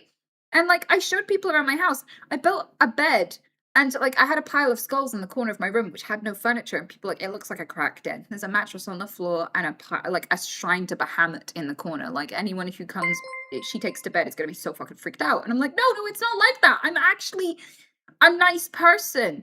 And like I when I was a little kid, I used to watch my mom sleep, and she would wake up and I'd just be stood in a dark corner staring at her, kind of like if you've seen Obsession, when he wakes up and she's stood behind the mirror. Yeah, I used to do that a lot. I used to just stare quietly. I used to worry about her, and I used to have dreams that she died and stuff, so I'd go and check on her, and I'd just stand there and watch and make sure she was breathing and not try to wake her up, and I'd just watch, and she'd wake up like, oh, what the fuck, what are you doing, right? And, like, I was a little kid with dark hair and really, really big brown eyes. I was quite creepy in the dark. I'm not scared of the dark for some reason. Never been scared of the dark. I've been fine to just walk around in the middle of the night. Doesn't really bother me. Um. So yeah, and then I'm crunchy.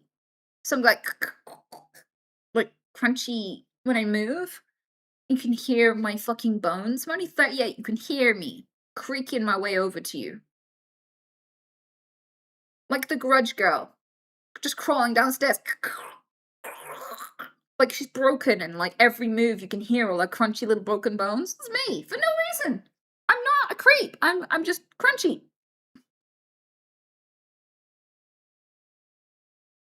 Nudge clicking your neck would scare the ghosts? Clicking your neck would scare the ghosts? I don't know that it would. I feel like it would just make them jealous, because I'm just flexing all my bones and corporeal shit that I got that you ain't. I got bones to click, bitch. What do you got? You're just coughing soup. I'm over here with my calcium and shit, making noises that are audible on this plane of existence. What can you do? Move a fork across the table? Pull a chair? Knock on a door occasionally?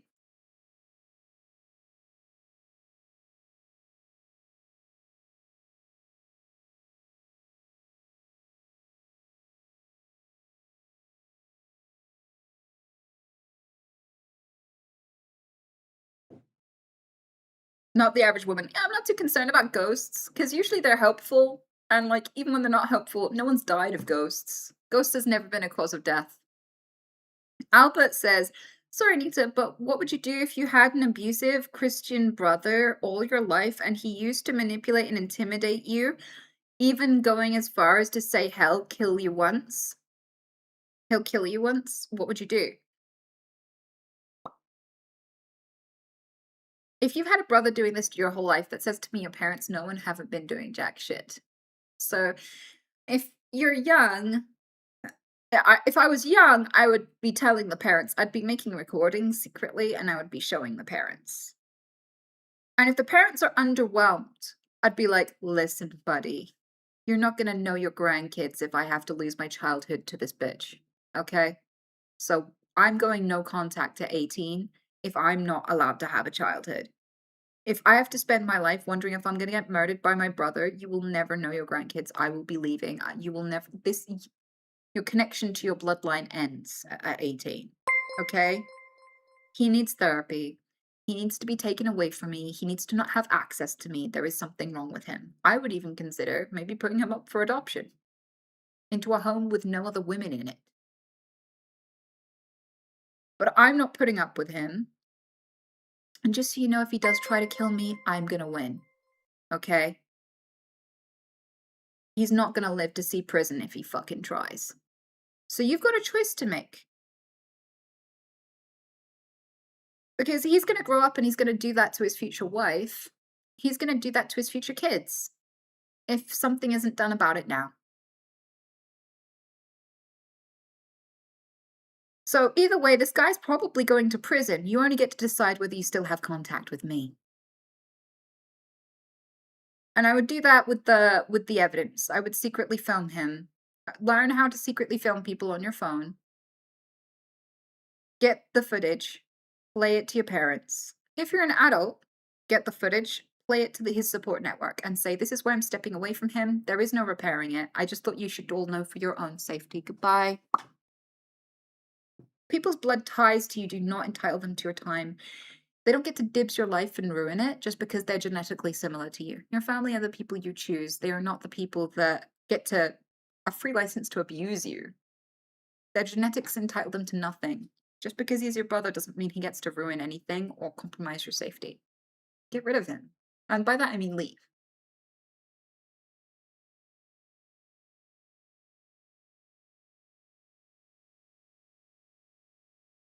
But that's just how I'd handle it if I was in your position.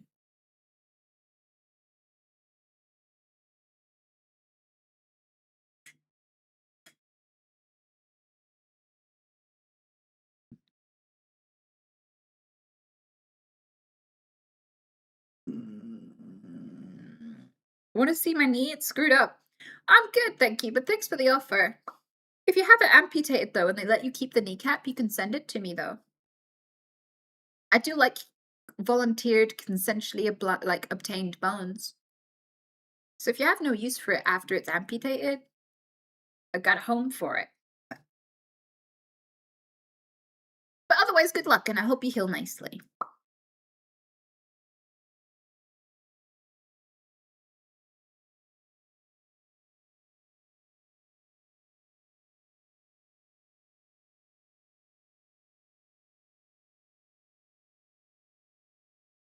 It's shattered into little pieces. Holy fuck, are you okay? Do you collect fragments? Yes, still yes. I would love somebody's knee fragments. You got any shrapnel with that?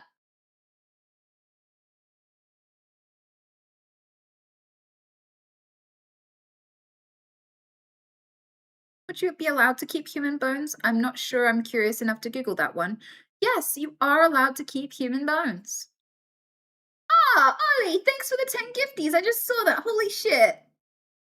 Thank you so fucking much, sweetheart. I hope you're doing good. I love you.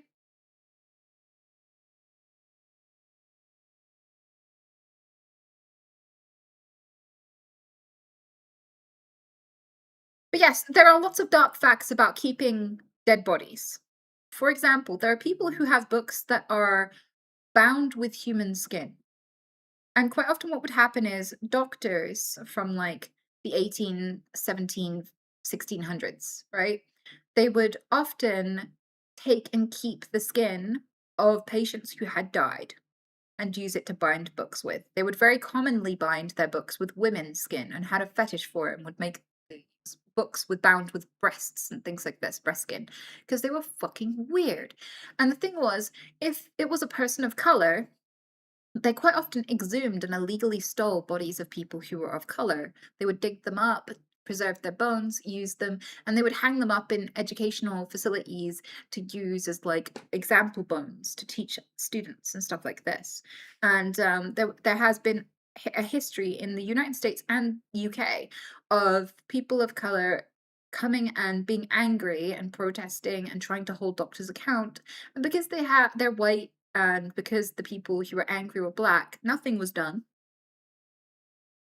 And people were allowed to keep the bones and continue displaying them. So quite often, like human bones are still displayed to this day that are passed down and have been owned by hospitals or by like universities and things for generations. They've been there, and they are stolen black people's bones more often than not.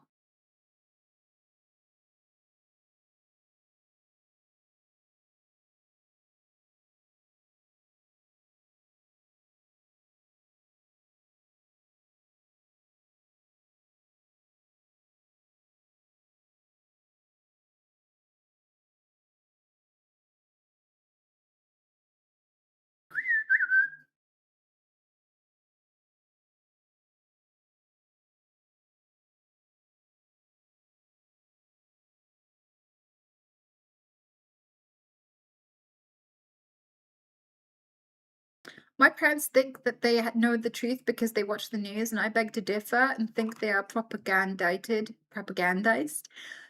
Don't want to lose them, but don't know how to wake them up. What do I do? Oh, thank you, John. I think, first of all, have a good relationship with other people being wrong. I think that's the first thing. It's okay to challenge your parents. It's okay to talk some sense into them. It's okay to send them videos and make them watch things. It's okay. What you do best, here are my top tips for having a conversation with someone you disagree with. Number one, state your intentions before you state the information. Hey, I love you. I know you have some strong feelings about this. I really wanted to show you this video. Do this sparingly. Do not send them 5, 10, 20 videos about things that they disagree with, because the chances are they're going to start ignoring them and they're not going to watch them. Pick your battles.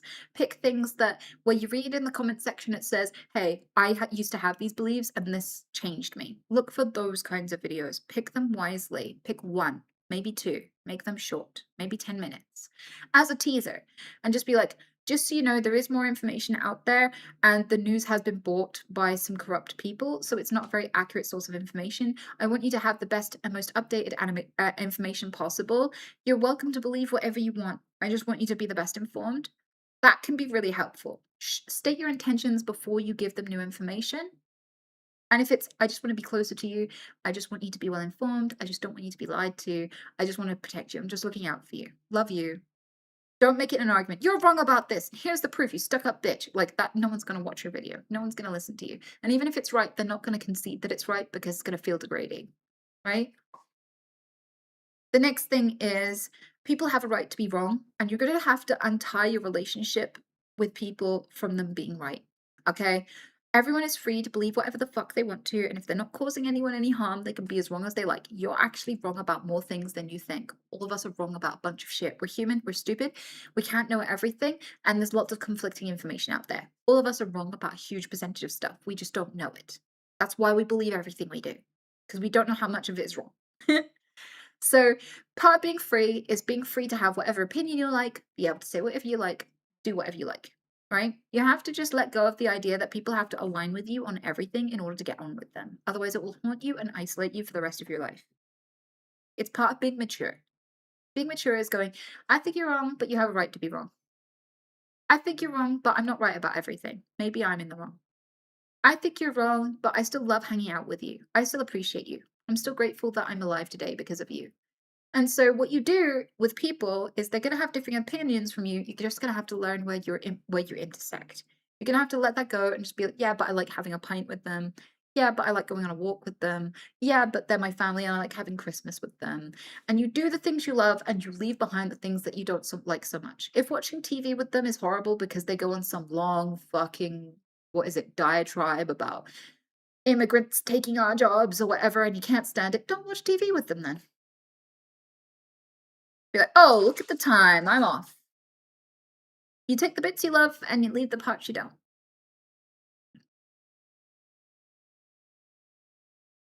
Unless they're like a sex criminal or something. There is limits to that. Absolutely.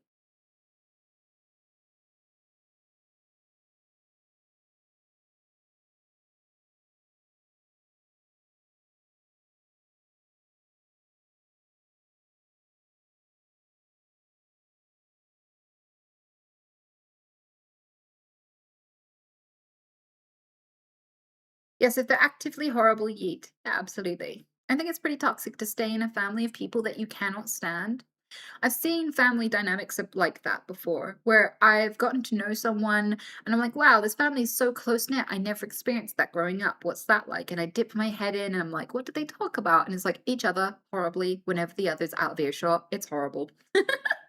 Like, my exes had families, and like a couple of them had really good families. One of them had a really terrible family, and like they were always judging each other behind each other's backs.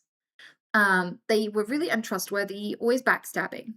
And like there were two kind of like really strong uh patriarchs. There were two like strong characters, two men from different parts of the family. And they were like the loudest voices in the group chat. They were like the people that tend to organize all of the get-togethers and these things, but they hated each other and they were always bitching about each other horribly. And it was like every interaction they had with each other, you could see the seething amount of hatred they have for each other, but the want for the family to like them. It was a really odd dynamic.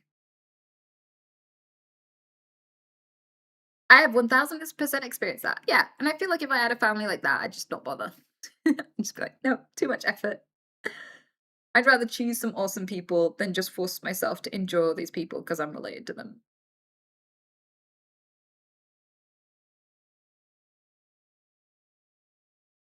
Because like one of the problems with having people who are really, really bitch, what's the word? Bitch, really bitch, critical, is that you become critical of yourself because you hear them judging you even when they're not there. If you're raised to think that everyone's judging you that harshly, your whole life is tainted by that.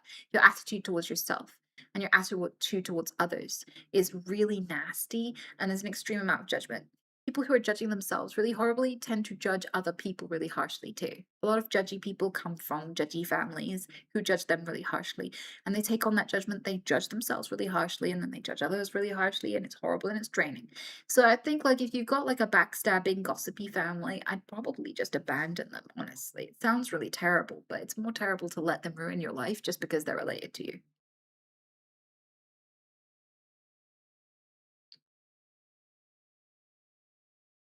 I wish that having relatives meant that they were always a refuge, always a lovely support network, but that's just not the truth.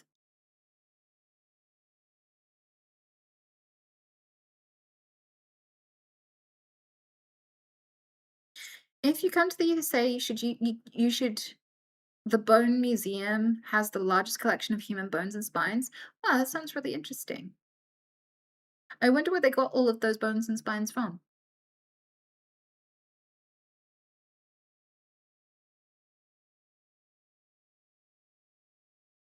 Is immigrants in England as bad as they say? Never been here. No, it's all propaganda. Like, there like, most of the entire country is not London, okay? In every major city around the world, you're gonna get a bunch of people from all around the world who move there, right? But to be honest with you, any town or village in England, there are barely any people of color. There is barely anyone from anywhere else. And I'm not saying that like it's a good thing. I'm not saying, oh, thank fuck, at least in the countryside we're free. I'm saying that like it is vastly exaggerated propaganda that we've got like this flood of people from other countries. And then a lot of the people who come here from other countries, it's such a stringent process. Immigration is steeply on the decline. We get barely any immigrants now because it's so hard to get into the country, right? And then the people that do, it's so expensive to stay in the country. It costs tens of thousands to come here. God forbid you have a fucking family, right? And then to work here is really complicated. So a lot of people have really good qualifications if they come here to work. So most of the immigrants we have are professionals. So with that said, you're only really going to see a lot of people from other countries if you go to major cities. And then a lot of the propaganda is things like I saw on Twitter, got hundreds of thousands of likes. There was a video of someone walking around in a shop and it was all people of color. It was lots of Muslim people, lots of Asian people, and they were walking around in the supermarket and they're like, look what's happened to London. We can't let that happen in the other countries. London has fallen, Britain has fallen, it's become purely foreigners. They've outbred everyone, they've invaded. Ah! And then you look at it and you can blatantly see by what's going on in the shop that it's an Asian market. You can see that it's like an Asian supermarket, like a specifically a foreign store for foreign people to get food that they miss from home. It's not an average supermarket at all, but they didn't mention that in the video at all. Just a white woman going, "Ah, look at all these people who aren't like me." Right? And so she's like, oh, what happened? And everyone was falling for it in the comments, like, oh my god, I didn't know it was that bad. That's terrible. There's not even a white person in sight. And it's like, are you fucking kidding me? How are you falling for this? And so I think that people try to exaggerate it because it follows a narrative. So what's happening is certain very rich billionaires are of a political leaning, and it benefits them financially because they're financially conservative. They're financially right wing. And that benefits them in terms of like getting deals with politicians and things like this. So the more people who vote them in, the more the billionaires benefit. Because conservatives are about income and money, right? There's a lot of economics that it's beneficial for the billionaires if the right wing gets in. So they spread propaganda. They bought all of the major social media sites and they push things that promote a right wing narrative. It doesn't directly benefit them for people to be afraid of immigrants, but it does benefit them to push a right wing kind of like narrative about the world, even if it's not entirely accurate everywhere. And so, no, we don't have like this mass immigration wave. There's barely any immigrants here. Most of the crimes are committed by white people in our own country. The statistics do not back up the idea that the rest of the world has of England right now. The reason you're seeing bullshit about it is because somebody bought places like Twitter, somebody bought places like TikTok, and they push and boost anything that makes the UK look like that right now for their own reasons. Once you understand how it works and how people financially benefit from making you fear immigrants, you'll understand why you're seeing so much of it. But I live here day to day. I travel to London all the time. I have been up and down the country. I've been from the bottom all the way to the top. I've been to many of these places over and over again. I could tell you there is not like this massive amount of immigrants. And to be honest, I wouldn't care if there was. I have no vested interest in convincing you that it's not the case, because even if it wasn't, even if it was the case, I wouldn't give a shit. Like, I'm not gonna scream if somebody serves me, like, if a brown person serves me food at a restaurant. Like, I'm not gonna give two shits. Like, if I don't care what color my nurse is when I go into a hospital. Like, I don't care what color my doctor is. I don't give a shit. But the idea that loads of immigrants has taken over is laughable. Spend 5 minutes in my town, you will not see a single person. It's mostly white people. I am surrounded by old white people all the time. It is rare to see anybody else. So, yeah, it is bullshit. It's not the problem people are making out. It is, there is an agenda to make you think that there is that is the problem. It's just not the problem.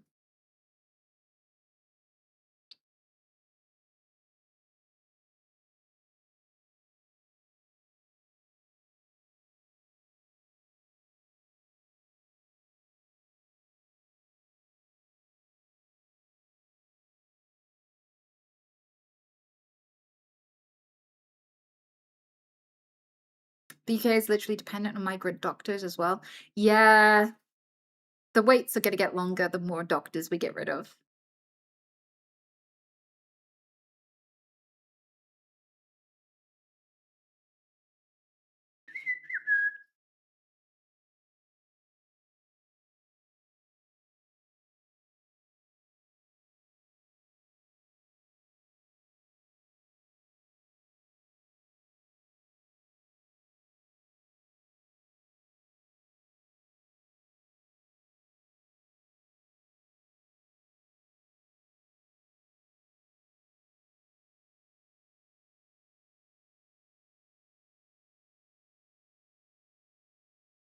The NHS is a joke. I agree. It's falling apart. It used to be one of the things that our country had going for it, and it's not anymore. And I think that's really upset a lot of people. I think like the UK really was proud of its free healthcare for a long time, and now it's just slowly gone to shit, and it's really terrible, and people are dying. How bad is a wait at a hospital in the UK? I personally have a lot of stories about this. So my friend got COVID and he was waiting on a hospital floor, just laying on the floor, unable to breathe, waiting for a bed for 2 days. So he went into the emergency room, like the emergency waiting room, where you sit on a chair and wait to be seen. He wasn't seen for 2 days. There were places where there weren't any rooms, so people were just wheeling beds out in the hallway, and people were laying on beds waiting to be seen in hallways because there weren't enough rooms for everybody. Yeah, he nearly died. It was very traumatizing.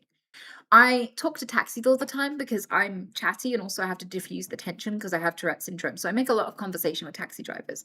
And a lot of taxi drivers in my area, there aren't enough, what's it called? Ambulances. So basically, they literally have had to drive loads of people over to the hospital because people have called a taxi rather than get an ambulance because the ambulances are taking up to like between 2 and 9 hours to arrive. So they're like little old people who fall down the stairs, are a pile of broken bones at the bottom of the stairs, can't move. They've called for an ambulance and they've had to lay on the floor for like 9 hours waiting for an ambulance. There are people who die of heart attacks because they need an ambulance in a few minutes and they're having to wait a few hours. So the only way they're going to survive their heart attack is if they get a taxi. So a lot of the taxi drivers now have very disturbing stories where they're like terrified because someone's giving birth in the back of their car because they're trying to drive them to the hospital because they called an ambulance and the ambulance wasn't going to make it in time. There was someone who was scared that someone was going to die. He got stabbed. There was a guy who was like, yeah, this guy was like having a heart attack. Another guy was like, I thought this man was going to die. He couldn't breathe. He was like gasping, but there was no air coming in. And I was so scared he was going to die in my taxi. I've heard so many of these stories. People are calling taxis over fucking ambulances right now. And if you do get an ambulance, my mom, while she was dying of cancer, she was in a lot of pain and everyone thought it was her last night. So she called an ambulance and her friend and her were in the ambulance. They were stuck there. They were waiting for quite a while for the ambulance to come. And then they spent like 3 or 4 hours in the ambulance just queuing to pull up at the front of the hospital because each ambulance had to wait for a bed to be free to unload their person. So you would just be in this queue, really suffering, like a severe medical event, just sat in the ambulance for hours, waiting. So yeah, it's pretty bad here. If something bad happened to me, if I was really badly injured, I would take myself to the hospital. There's no way I'd call an ambulance at the moment. Because I could die.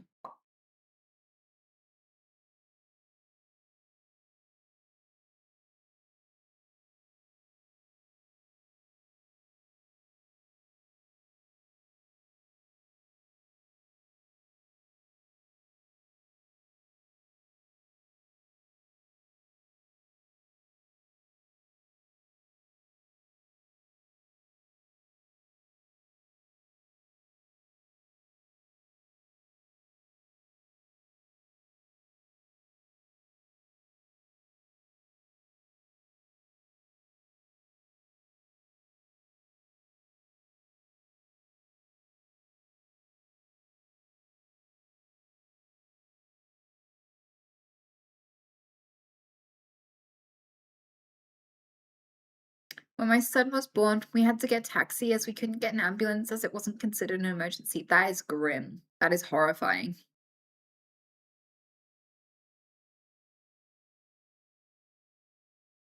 What's the silver clip called in your ear? It's beautiful. It's an ear cuff.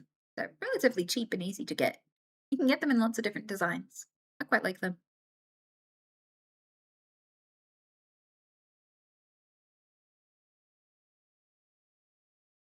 Oh yeah, an ear cuff. Yeah, climbers are like when they go along here and they just it pierced once through the base and but the actual bit goes all the way up here, along here. Ear climbers are something different, but they're really cool and I do like them. But they're meant to create the illusion that your ear has more piercings in it than it actually does. Whereas a cuff is just something that sits up here. You can also just they come in different shapes and sizes, so you can use them on your lip or in your nose, and you don't have to have a piercing to use them. They just grip you.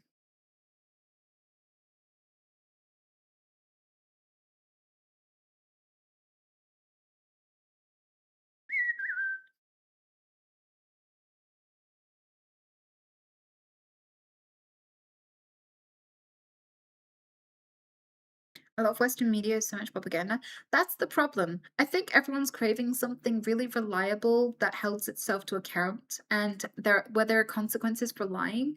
Because at the moment, a lot of major news outlets, a lot of legacy media has been bought, and we know this. So it's been unreliable for decades. Even when I was a kid, long before the internet, we knew that the legacy media had been bought. But the other alternative is to turn to things like YouTubers and like TikTokers and things like this. And they're just random people. They don't have to take like a degree in ethics and journalism. They don't have anyone to answer to if they say bullshit. That's the problem. And so they're also not necessarily an accurate source of news. The thing you have to see is that like you have to learn how to fact check stuff before you regurgitate it. That's basically at the end of the day the priority. If you can't do that, you're gonna be vulnerable no matter who you listen to.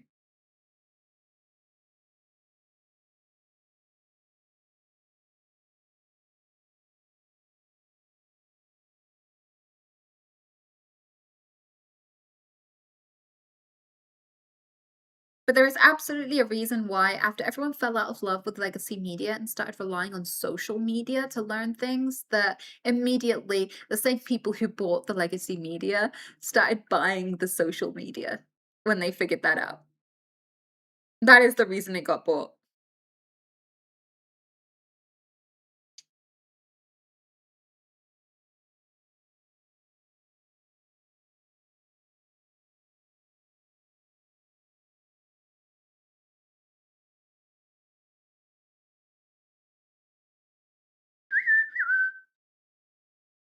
But yeah, I should probably go. It's been fun hanging out with you though. I stayed half an hour longer than usual. I had fun.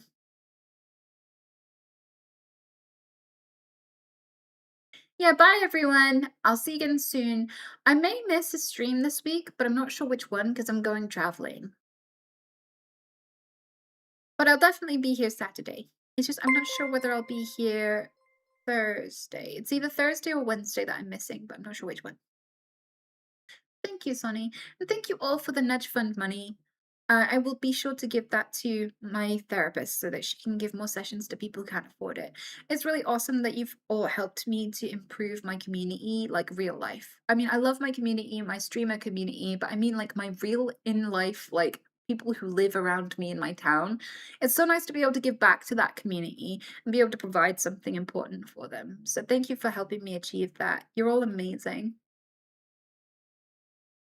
And thank you for trusting me as well and believing me when I say that this is where the money is going. That's also like I'm so grateful that you believe me and trust me enough to contribute. Yeah, because obviously it's very difficult without doxing her to provide like a direct link or proof of where this is going. So, of course we believe you. Well, I appreciate it. I do, but don't be this dumb usually because anyone could just grift you.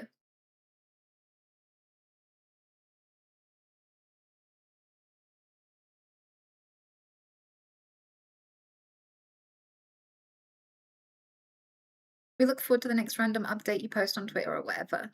Yeah, I should ask for one. I should ask her to pass on any like little messages again because people liked that.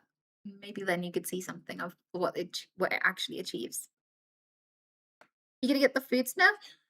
Yes. And I'm gonna go try and get hench. I'm gonna do a workout and I'm gonna take care of all my animals. I'm gonna clean my giant snail. Maybe I should get a video of her to post somewhere because you guys seem really curious about her. But yeah, I'm just gonna do like Disney princess shit. I'm gonna whistle and like frolic with a bunch of animals for a bit.